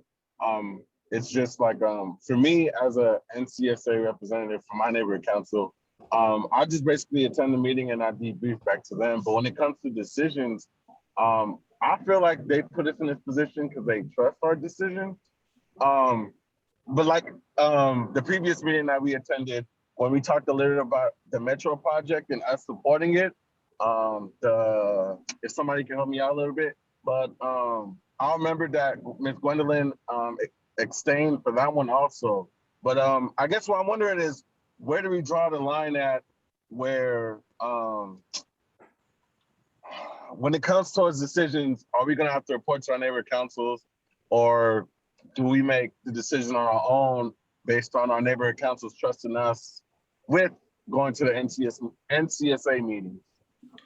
Yeah, this is a really good question. I mean, it's very basic questions of representative democracy. Let's be clear on that. People have been having these discussions in all kinds of settings for thousands of years. But I am like-minded with what you were saying, Devon. I mean, my feeling is that in order for this to be an effective organization, the appointees have to be able to participate in decision making without having a discussion with their member neighborhood councils all the time. That was always, Mid-City West has been a member of NCSA for many years. That my assumption when we appointed Amy Goldenberg or Josh Padgett to the NCSA, that they would be able to, represent our views by acting as, by considering our views and acting without necessarily asking us all the time. And I think that there's, in any representative democracy, there are other accountability mechanisms to ensure that the representatives, stay in line, right? Like the asking, the member neighborhood councils to make the decision first is not the only accountability mechanism, right? If your appointee is voting in ways that are, contrary to the majority of the opinions on your board, like left and right, probably they're going to hear from your board members, right? maybe they're not going to be, maybe that appointment is going to be changed, or maybe they're going to not be reelected to the council at all, or, you know, all that kind of stuff. And so, you know, I'm a big believer that, you know, I guess I'll leave it at that. And so I appreciate that perspective, Devon. Rosalind, and please, to my fellow board members, please chime in at any point. My hand is raised. Yes. Hi. So I think that it's really, really important as part and parcel to this change to define the language that we should be taking back to neighborhood councils about how this will work. And one of the concerns that my neighborhood council has had is just defining who I will be as a voter. What does it mean for them, and what does it mean for me, and what does it mean for the NCSA? And I think that's a really important question to answer. So, you know, one of their questions is, if you make a vote with the NCSA now under this system, is this representing a sponsored position of the Hollywood United Neighborhood Council, or are you as an appointee contributing to just your vote to a larger discussion or position of the NCSA, but it shouldn't be looked upon as specifically a sponsored position of? Yeah, it's the latter, Rosalind. And right. Okay, but that's the revised. Yeah. Okay, but my point, I want to just finish this point. It's not clear, and this isn't a point about that technicality, although it's great to define that. But it's really not clear to people when they're trying to understand this. And I think that if that's not clear, then that's a problem, because for this to be an effective system, it has to be clear to people outside of the system, and it has to be transparent and understandable to them, and it has to make sense. And right now, I think that's a hurdle that's not overcome yet, and we need to actually make that work. Right. Well, that's what this conversation is about. Right. Frankly, Rosalind, right? That's why we've had multiple converstions and are keeping ourselves accountable to you. So yes, totally recognize and so that. Interestingly, they felt, okay, we're comfortable if we're clear that it's not a sponsored position, as opposed to, you know, so I think kind of creating some language around that, or adding language around exactly what it means to be a voting member. And it is different because we're a giant organization with dozens of neighborhood councils sending representatives, you know, so that makes sense, but we have to make sure that we are providing some language to handhold walking people through that. Very much. Yeah. Thank you for that. Really appreciate that. And yes, the revised bylaws are actually explicit in noting that that the NCSA position adopted through this process is not a position of any individual neighborhood council. And an individual neighborhood council can have a completely different position on the matter. Bylaws have always said that, actually, just so you know. Lisa. I want to hand it over to poor Dan, who doesn't seem to know or want to use his electronic hand. I've been looking for it and can't find it. It does not seem to exist. So you can't be effective, Scott, unless you're credible and understood. And I think that your proposal is close to being something that the neighborhood councils can understand and trust, but the abstentions not counting as no's, I think pushes it over the line a little too far from consensus and a little too far towards quick action. I know you want to do things, but when you do things without sufficient consensus, the voice becomes weaker. So I would urge you to seriously consider donning the plumage of Lank in this one place so that you don't look like a funny bird. Does that make sense?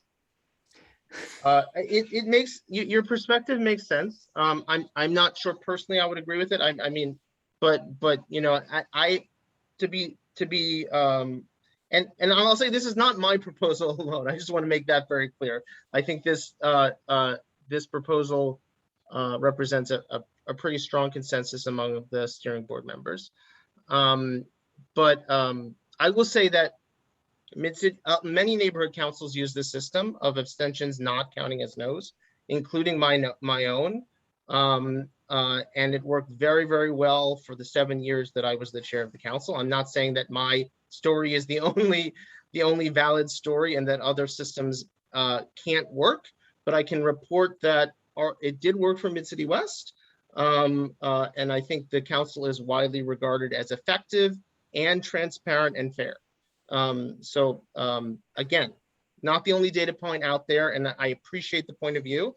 Again, I think we're talking about, you know, very basic, and I think the tension that you point out is a real one around you know, transparency and legitimacy and action. I appreciate you mentioning that tension. I'm not sure personally I would arrive at exactly where you do in terms of the governance structure, but it's an important tension for us to continue to recognize. There is a real possibility that if you go down this road, Greater Wilshire will simply pull out.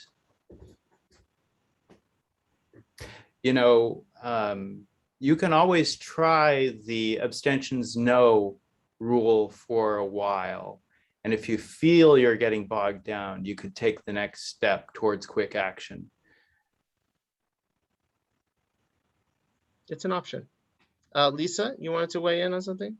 Yeah, thank you. I just want to say first, this is interesting because you guys are raising concerns that I did not anticipate. And I have talked very, very, very recently with some of you who are raising those concerns. So I guess it's good to just keep talking, which we are doing. And to Dan's most recent point, this is truly an experiment and we can change it. And of course, we'll go back and as a board and talk about everything that's been raised tonight. I thought the main concern, based on conversations I had with folks, was not about the abstentions, but about the fact that neighborhood councils wouldn't have an opportunity to weigh in before representatives weighed in. So I checked in with Glenn earlier today to verify. And just so folks know, what we are doing is not, in that regard, is not novel. That Lank and Vank, if I'm understanding correctly, both operate the way we are moving to, which is really the only big change. The big change that we're making is we used to give neighborhood councils a chunk of time to be able to weigh in, and now we're not. And that is not new. And there is definitely a trade-off between inclusion and how much the vote means, because is it really representative of neighborhood councils or is it just representative of the representatives? So there's a tension that we as a board have gone back and forth with. But I just want you to know that what we're doing in that regard is not novel, and the major alliances operate in the way that we are moving, that it looks like we're moving toward. And I should also say that it is 8:20 and we have to do committee updates and we have to do announcements. So we need to wrap this up. Ernie? Yeah, for me personally, on my voice on the board has been kind of with dealing with abstentions that people are not authorized to vote without their council's authorization. So even to vote abstention, if your council didn't vote that you vote abstention, shouldn't count as a vote because you're not allowed to if your council didn't tell you to vote as an abstention. And what I was looking at was the vote count from the Assembly and the Senate on some of the controversial bills that took place this past 2 days ago. And I noticed that in their vote tallies, it was ayes, nays, and NVR, which is no vote reported. I don't know if the Assembly member was there. I don't know if the Assembly member didn't understand the bill. I don't know if the Assembly member was making a politically calculated decision. I don't know. It just says no vote reported. And I think maybe we want to think about getting away from the loaded term of abstentions and recusals and just ayes, noes, and no vote reported. seems to be a direction that maybe we should think about. That was it. Thank you. Thank you, Ernie. Lorraine?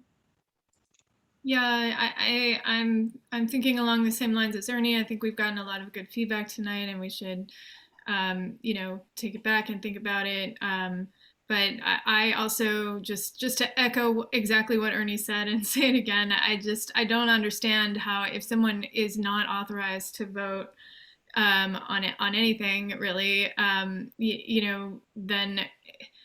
it doesn't make sense for their vote to be counted. Whether, even if it's an abstention, that abstention shouldn't, if we're going to require, I think it makes a lot of sense to require a majority of people who can vote. But I don't think if folks really can't vote on something, that it should be counted in that list of the number of people of determining the majority. That's all. Right. Thank you. I see. Should we take Mindy and then move on to those announcements, Lisa? I think, yes, thank you. Okay. Mindy, you'll have the last word. Right. And the only other thing I want to say, because I know we need to move on, there's been a lot of discussion, is that in the Bel Air Beverly Crest, the abstention does not count as a no. And I heard a few people mention, the whole abstention thing is a very odd thing, and why people use it. And everybody here mentioned a few of the reasons. And I think we all know about the different reasons why people, abstain. But other than the main reason that you mentioned about when we don't have authority, one of the other reasons which was mentioned, which is that, very often it's because you feel that you're not comfortable at this particular moment because you either need more time, or you like it, but you're not as familiar, or you'd like it to be changed in some way.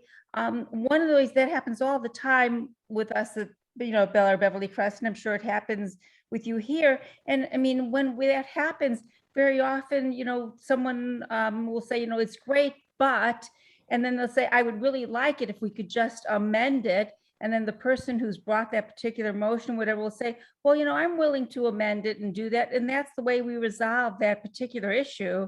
So we can then move forward and get it voted on at that particular time, either by saying, let's take it back and vote on it next time so that we can review it, or let's, change the language, and then we can, and then we vote on that amendment. And then that's how we resolve it. So might be a better way. So that was the only thing I wanted to say.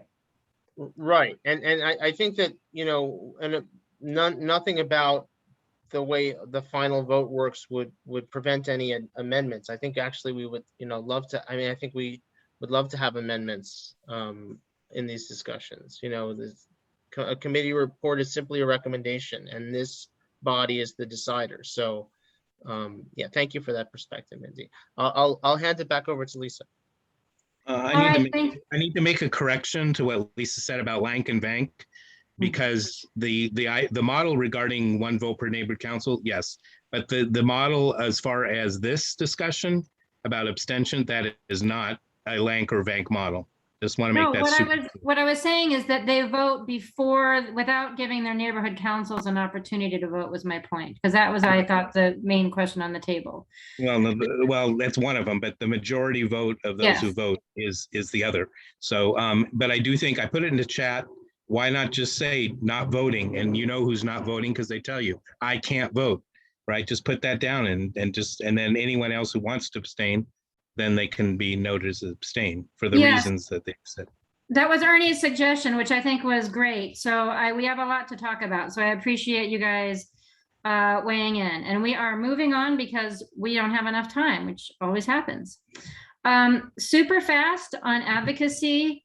We need to talk a little bit more about the Mulholland Scenic Parkway specific plan, but there are some real concerns about the changes that city planning has made on that might have implications for nature. We want to do a little bit more research on that, but more to come.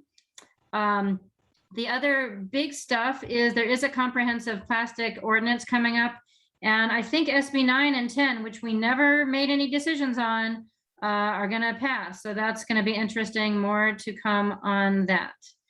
Energy, Dan, do you want to give a brief update? Dan, did you give us? Oh, go, okay. Yeah, I have to say no because I have just barely been present in this meeting at all and I did not have time to prepare. Sorry. Okay, well, I prepared it for you. We have on September 25th Saturday is the Congress of Neighborhoods. And the Energy Committee is going to have a really, I'm thinking a very, very powerful conversation moderated by Lorraine and with lots of great speakers. So it's at 8 in the morning, which I think might be a little bit painful, but since it's on Zoom, you just have to wake up and grab your computer and join us at 8 on Saturday, the 25th, to talk about how the transition to 100% renewable energy is going to affect you and what then role neighborhood councils should play. Also, big news last week. We actually the city council did pass, as Andy alluded to, a motion to get DWP to 100% carbon-free energy by 2035. That's not everything the NCSA wants, but that's a huge improvement over years past. So more to come on that. Transportation, Muriel. Hi, so Lindsay Sermon did a livable communities update. Potentially seeing if we could come to a vote within committee.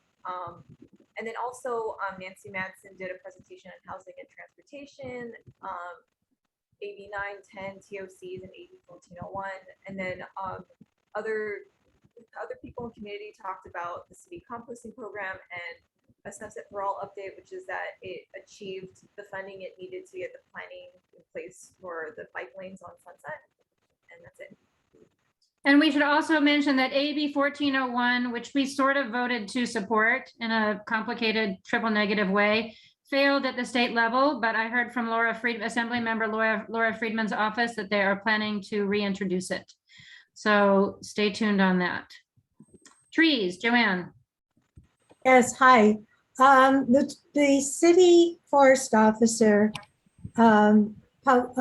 proposed a street tree list for planting, and the comment period ends this Wednesday. There may be an extension until the end of the month for neighborhood council comments. There is a survey, which after I'm finished speaking, I'll put in the link in the chat and the list itself.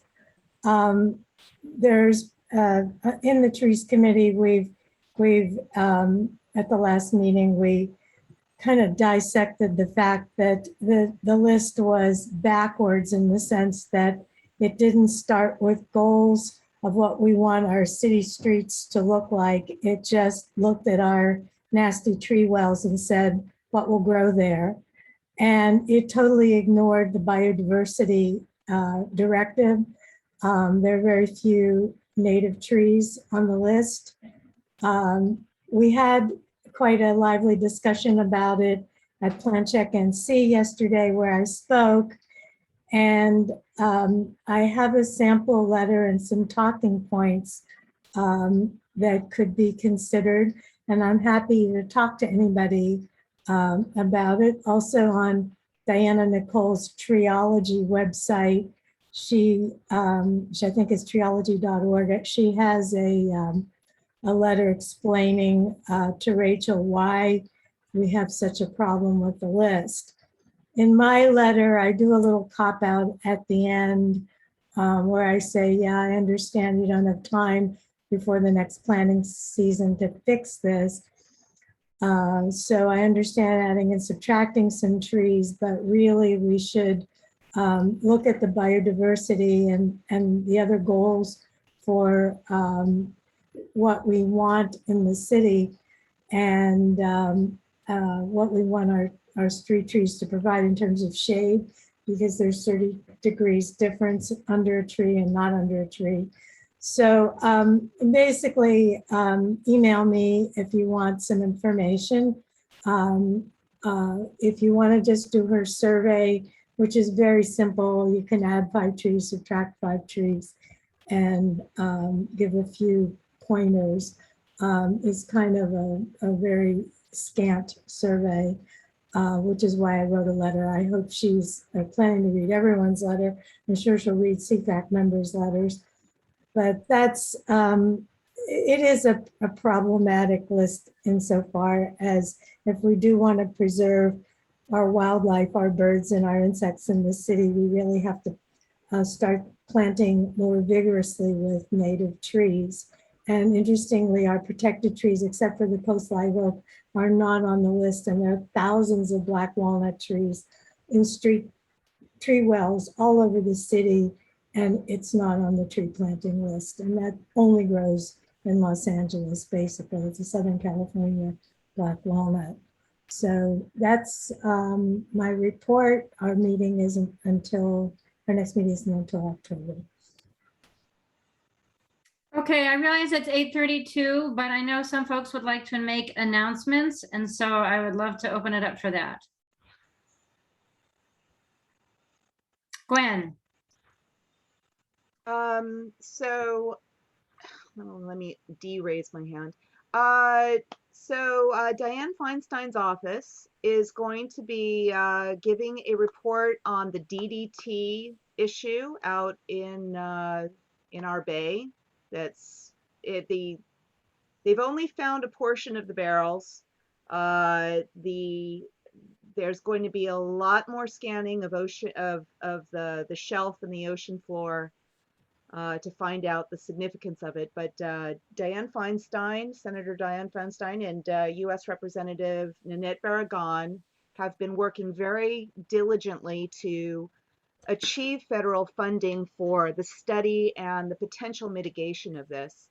They'll be providing a report tomorrow at 6 p.m. At the Northwest San Pedro Neighborhood Council. There will be a PowerPoint, and I'm hoping that you might be able to attend. I can put the link in the chat. I do believe I have about 25, some of you, about 18 people who had attended this. I see that more people have left, but with the invitation, maybe that could be forwarded out. It's quite something to have the senator.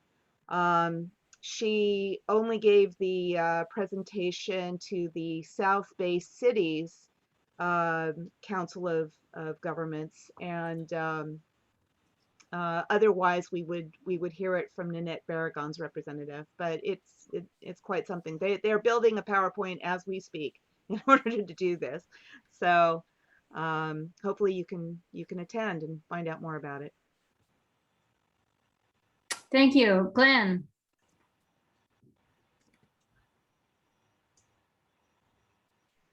All right, a little bit different subject regarding the Neighborhood Council budget advocates. Every year we meet with the city department heads. We have a team of folks who are interested, either because of their expertise or their passion, or they just want to learn. And we meet with the city department general managers and their fiscal, their CFO, to get input and make input or recommendations regarding their operations and budgeting and the needs of the city. I'm mentioning that because the delegation that goes to each of these city departments is comprised of not just budget advocates, but also budget representatives or interested neighbor council board members, or for that matter, stakeholders. Obviously, some of the departments have a huge impact on environmental and sustainability issues. So I'm just throwing out to everyone here, I'll put it into chat, that if you're interested in being on a team for any particular department and helping to influence that, you're invited to request to be part of that. The meetings will be held later this month, but mostly during October through the end of October. They'll be virtual, so that may no trips downtown. We do have vacancies for 6 of the regions, the neighborhood council regions. Just so you know, or if you know someone or your neighborhood council, the folks who are eligible have to be a budget representative. So every neighborhood council is supposed to have 2 of those. So the regions are region 3 and 4 in the Valley, 5 and 6 in the Hollywood to Central LA, 8 in the Northeast LA, and 10 in South LA. Thank you. And Helen, I know you wanted to make an announcement. You're not raising your hand, but I'm. Oh, you know what? I was going to announce the Congress of Neighborhoods, but you already mentioned it and did a great plug for the 8 a.m. session that you had mentioned. So I feel like I'm good. Thank you. I let Kay know that we talked about it. Oh, cool. Thank you. And you know what I forgot to say is we have an opportunity to do a virtual staffing of a virtual booth. So if anybody's interested, email me and we'll set you up for that. Any last parting words? Well, thank you guys. I always learn a lot from you. So I really appreciate your investment and your commitment and your passion. And I look forward to see what's going to come next. Good night. Good night, everyone. Thank you so much.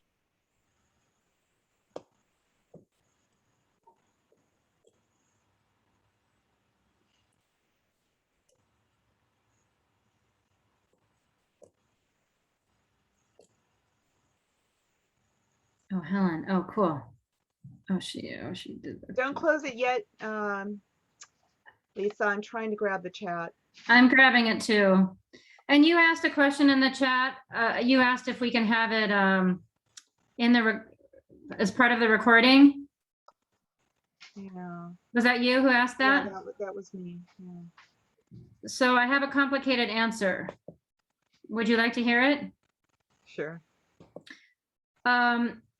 I found out that you could do that a while ago, and so I looked into it, and it required a more expensive version of Zoom than we have. But we have right now a more expensive version of Zoom that the city paid for us because we need to have an interpreter. So maybe right now, maybe, but I don't know how to learn it, and we're gonna only have it for like a month. So that's why it's a complicated answer. Got it. But I've seen that in action, and it's super cool and super helpful. Yeah, it sure is. Yeah. Sure is. As is, I was somewhat delighted at even the text of a meeting being available as well, which was great. Wait, is that different from, oh, you mean a transcript? I mean a transcript, sorry, thank you. Yes. Right. Have I, God, I can't remember. I feel like in the last year and a half I've seen that somewhere, but it's you know somewhere. what, that might be what I'm talking about. I think that's what I'm talking about. That's maybe the more expensive version. I might be confusing. I think I was confusing the transcript for the chat. Well, you might not be because well, the NCSA is not going to be on the same funding as the boards because Coastal has been utilizing the transcript. We haven't because I don't think anybody's really. But you have a fancier version than we do normally because you have to have the ability to have an interpreter, and that's a much more expensive. That's like 5 or 10 times as expensive as the version we have. So we cannot afford that version, but the city's paying for it for the month. Anyway, were you asking about the transcript or the chat? It was actually the chat. The chat is a really good thing to have as a supplement, at least maybe as a document, maybe just a document on the, you know, the trees committee, you know, that last lecture that there was a recording created, and I think the link is on YouTube, but there was also another document, like a report, that there's a link as well, or the chat is with that. It was the January meeting. Oh, you don't mean the tree, you mean when they presented? Yeah, when they presented with their presentation. Right. Yeah, I didn't include a chat. I mean, I'm the one who does that stuff. There wasn't a chat. I mean, I think I would remember that because, oh, wait. What did I do? I had to edit that one. That took hours and hours and hours. I had to edit it because of an issue. So good job. But it took me, I mean, honestly, it took me days. So that I'm not gonna, whatever that was is not gonna happen on a regular basis unless I have a lot more time than I have. You know, if I got better, if I had, you know, Yeah. I mean, you know, after you do it once, it gets easier, right? But Let's see. that would be low on my list, I hate to say. Is it- Greg is saying chat should become part of the record. I mean, can it just be a Word document? Yeah. Yeah. I mean, I guess I could also paste that if people think that's good for transparency's sake. It's just extra work. I just have this reaction because it's always extra work. That's why I get sad when people want these things. There's a lot. Well, you know, just copy and paste and throw it in a Word document, and everybody else can figure it out from there. Let's see, what is it? Slides. That's what you provided. You provided the recording and the PowerPoint itself as a separate file. That's what you did. But I mean, it just could be like the PowerPoint. It would be a PDF or something, wouldn't it? And just Yeah, I don't remember why I did it in that case. We did have that was a special case. I honestly say that the comments are often really, I mean, really, they're a great information resource as well. You know, the links that people Oh, provide. I read them. I always read them. I always read them. I agree they're a great resource. You're just making me, I have this reaction when my people want me to do more work. No, well, what I do is I literally copy it into a Word document, and if you just leave it there without any, just leave it raw. That's what I do too. But Yeah. you're asking me to paste it and get a link to it. You're asking me to do several Oh. additional steps. But I have them. I have all the chats. I save the chats. Yeah. All right. I mean, sometimes I've forgotten, but usually the Zoom will save them for me. So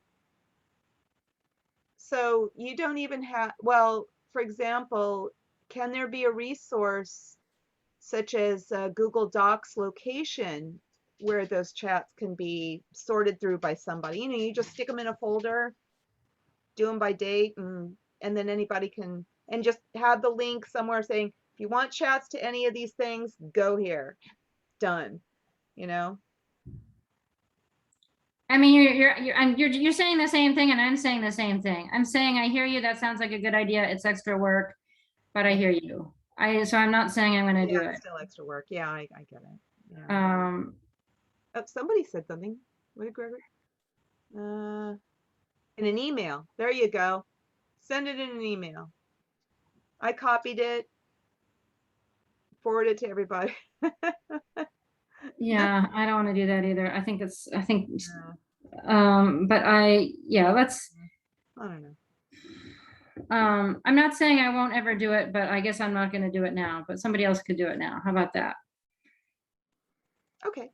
Well, I'll copy it into an email, and I just don't have the emails for everybody. I actually went through everybody that was on there, and I tried to type in the emails, and I actually searched everything in my inbox to try to correspond a name to a formulated email in all of the emails that I have in my inbox, and there were about 8 people that didn't pop up. And why did you do that? Why? Because I wanted to send the invitation to our board meeting tomorrow for the, I just sent it to you, for the report from Diane Feinstein. Okay. I'm trying to urge my neighborhood council to record that and post it so that it can then be distributed, because this is a one-shot deal, you know. It's an opportunity. So hopefully I'm gonna yeah, I mean, that sounds like a good way to go to me. I guess I'm all about less is more at this point. There's just so much to stay on top of, which reminds me, since I have you, you asked a few months ago for us to work on something. So we put it in the advocacy committee agenda. It was this DDT issue. Sorry? It was this DDT issue. It was? So we haven't moved on it because you haven't attended. And that's happened with many, many people who've asked me to put stuff in, and it's gotten so clogged up. So I just feel like I need to start just Yeah, you do what you need to do. I'm trying to uh really nail down, because I really would like to be present to all of the committees, honestly. But yeah, I apologize for not following through on that. You are not alone. It's like everybody's doing that. And so we've got this ridiculously long, bulky agenda that takes work to put together that we don't get to because the people who added it aren't there. So I just am like, I'm almost at the point where I'm just gonna like erase everything. I don't know what to do. That's why I'm mentioning it to you, because what is happening now is not doesn't work. Well, then, I mean, really, honestly, I feel bad about it. And what really it should be is I should not approach you until I have all of those materials ready to go and I hand it to you and then agendize it. And that's it. Don't mention it and then go, okay, next time, bring it. No, forget it. Either I hand it to you or not. And that should be true for everyone. They should Yeah, have I already like that. done the due diligence and delivered you workable material. And that was kind of like the email from Danielle. Like, I can't, like, she's can't giving do me something that I can't do anything with. Yeah, well, what happened was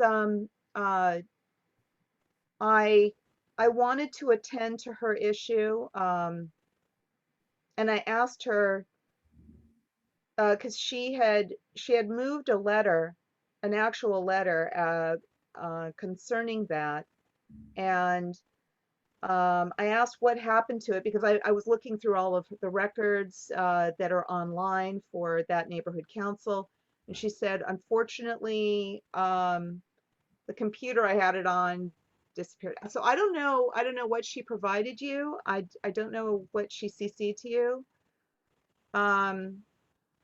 Did she CC a letter to you? Because I didn't. There was a handwritten letter that was in an attachment. A handwritten letter. Interesting. And you were copied, and it was sent Thursday at 11:51 in the morning. To gwendolynhenry@hotmail.com. Really?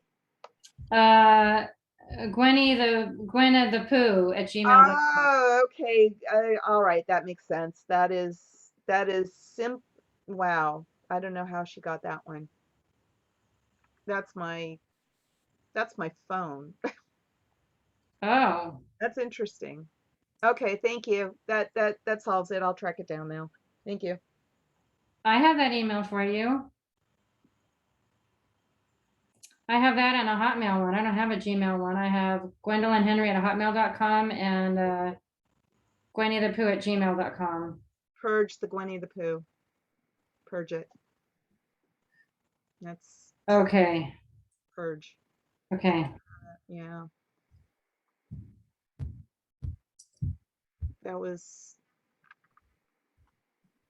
That's not quite right. Oh, don't laugh. What? Devin. Oh, it's Devon, yeah. Gwenny the Pooh. Gwenny the Pooh, yeah. Devon, how the hell are you? I've been really good. Our neighborhood council was on Saturday, and they went really deep about the NCSA, but there was not much I could tell them other than the stuff that we've been doing in the trees committee. And yeah, that's pretty much it from my point of view. Well, I would love, no, I disagree. I want you to tell them a lot about cool blocks. Oh yeah, I just found out about that from the email yesterday. Yeah. But I chimed in and I heard Miss Lorraine talking about it. But what is it exactly? So I'm very tired. We can discuss it tomorrow. You have my number. Yeah. Wait, when did you say ECWA's meeting? So we met yesterday. Oh. Our general meeting is later this month. I'll give you a date. Okay, well, we have a deadline of the 23rd. Are they well, so that might not work. I know Slank meets on Thursday. God, I probably went to Slank a long time ago about this. You know, I went to a Slank since COVID. I went to a Slank meeting once, and it was so weird because The only person I could see was Cyrus. Is that how she sets up the meetings? Yeah.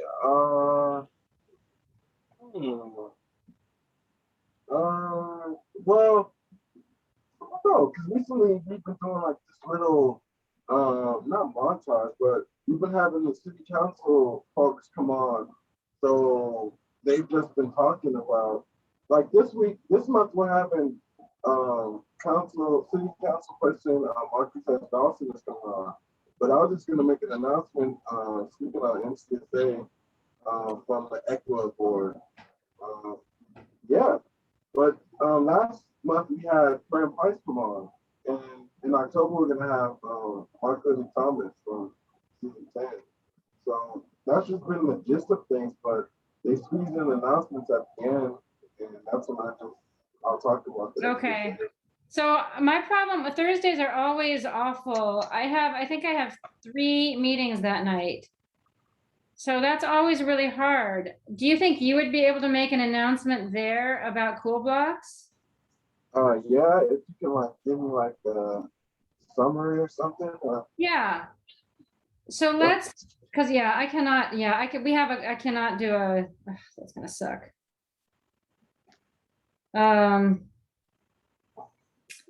And there's also, I have 4 meetings that night already.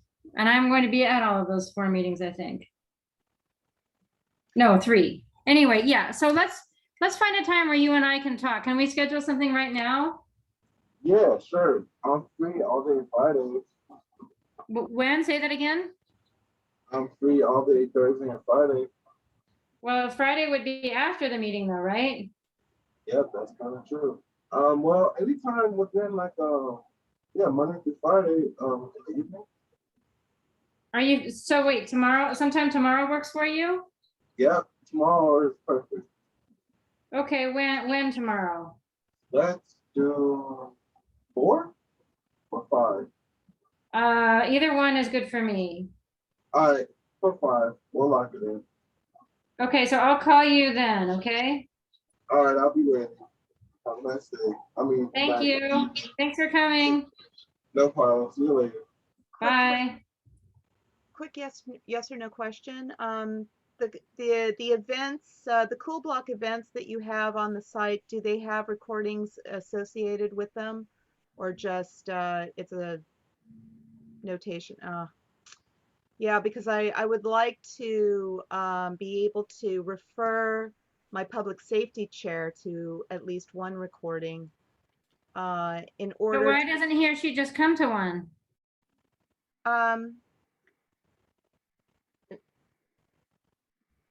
Yeah, that is possible. How do I, where's the schedule? It's on under events. I see older ones. Oh, wait. Oh, wait. Are you on our website? Yeah, I'm on right now. I'm a calendar. No, just go to events. Just go to the events. Oh my goodness. Let me just go to events. Okay. Oh, I see. It's listed there. So today is the 12th. So there's a couple left.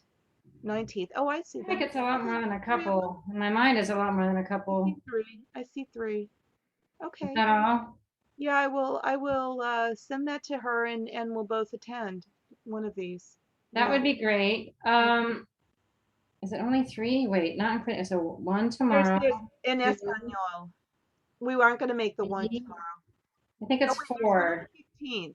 I see there's one on the 15th, one on the 19th, one on the 20th, and the 22nd. Yeah, 4 left. Yeah. So we don't record them because it is people commit. I mean, it's too personal. It's not, I don't think they should be recorded. I recorded tonight's. Anyway, yeah, I'm intentionally not recording them. Yeah.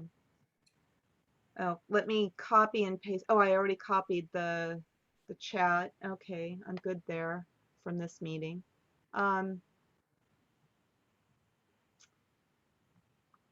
Okay, yeah, I will give her a call It's 9 o'clock. Maybe I can grab her now. Yeah. Yeah, I really appreciate that because really, if I mean, like, it does sound so easy. If every neighborhood council found 2 people, we'd be done, So it feels like it should be doable. You know what I mean? Yeah. Yeah. I mean, it's been a concept that you've got. I mean, the NCSA has been talking about it for 3 years now. 4? Well, no, because we used to talk about it a lot, but then it just went away. We didn't have any funding for it for several years. Well, I remember it, and I was really impressed by it, and it's always been in my mind to do that. But with I think that kind of a version of it could be utilized during this social distancing time. There might be some creative things to come up with and engaging everybody. Yeah, it's so interesting because I feel like, because I've been talking to people about this stuff, Andy actually is the first one who raised this with me. He said, well, I feel like I know my neighbors better since COVID. And that's so interesting because I definitely do. Like I am closer with my neighbors now than I was. I've always intended to meet my neighbors, and it's just through sheer loneliness that we're like, somebody standing on their porch and I go, hey! Totally. That's kind of what's happened to me. I'm like, oh my God, a human being. Can I just stand 6 feet from you and talk to you? My God, seriously. Seriously.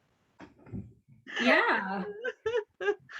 So that's been part of it for sure. And, we've had to hash some stuff out as a neighborhood too, in ways that we didn't have to before. So we have gotten a little closer, I think. Yeah, but yeah, so where it's there's little mini ways to engage your neighbors in different ways. I mean, the neighborhood watch, that's one way of doing it, but this could be part, neighborhood watch could be an action from this, but kind of like to the stuff like Joanne was saying, it's like, this is supposed to be a positive, constructive thing, right? It's supposed to be about bringing people together and not pointing fingers and that kind of thing. Right. So it's much more. Well, I was using that as, that's probably the only way people are really getting to meet their neighbors is through neighborhood watch. And that, yeah, that's kind of a negative way of going about it. But where was I going to go? Sorry, I'm going to have a really long night. But working on some NC stuff. Just, yeah, it's been really difficult trying to figure out ways to. Oh, now I remember. Yeah, the whole thing is that the April that we were shut down, we were supposed to have this big event, a public safety and ecological event. And after 3 years of really building it up, it was really going to be something. And it was going to be a coal block on a mega scale. And it was shot. And so this seems to be a way of rebuilding it in a way that actually once we can be together again, it may actually create something even better. So, and create a really big blowout gathering. Because we had everything going. So everything that you guys just discussed, it was all in this event. Yeah, that's really cool and really sad. Yeah. Yeah. We've lost a lot of time. We've lost a lot of time because of this damn thing. Mm-hmm. And 4 years of other stuff. Well, that too. Yes, that damn thing too. Anyway, Lisa, you're tired. Let's go. I got it. Yeah. 9 o'clock. Beam, beam. Yes. Okay. Well, it was lovely to chat. And if you can help get the word out, that would be super, super great. We'd love to have a couple folks from your and every neighborhood council, and then we'll be there. Yeah, I'm gonna give her a holler right now. Cool. Grab her. All right. Thank you. Lovely to see you. Bye. Okay. Leaving meeting.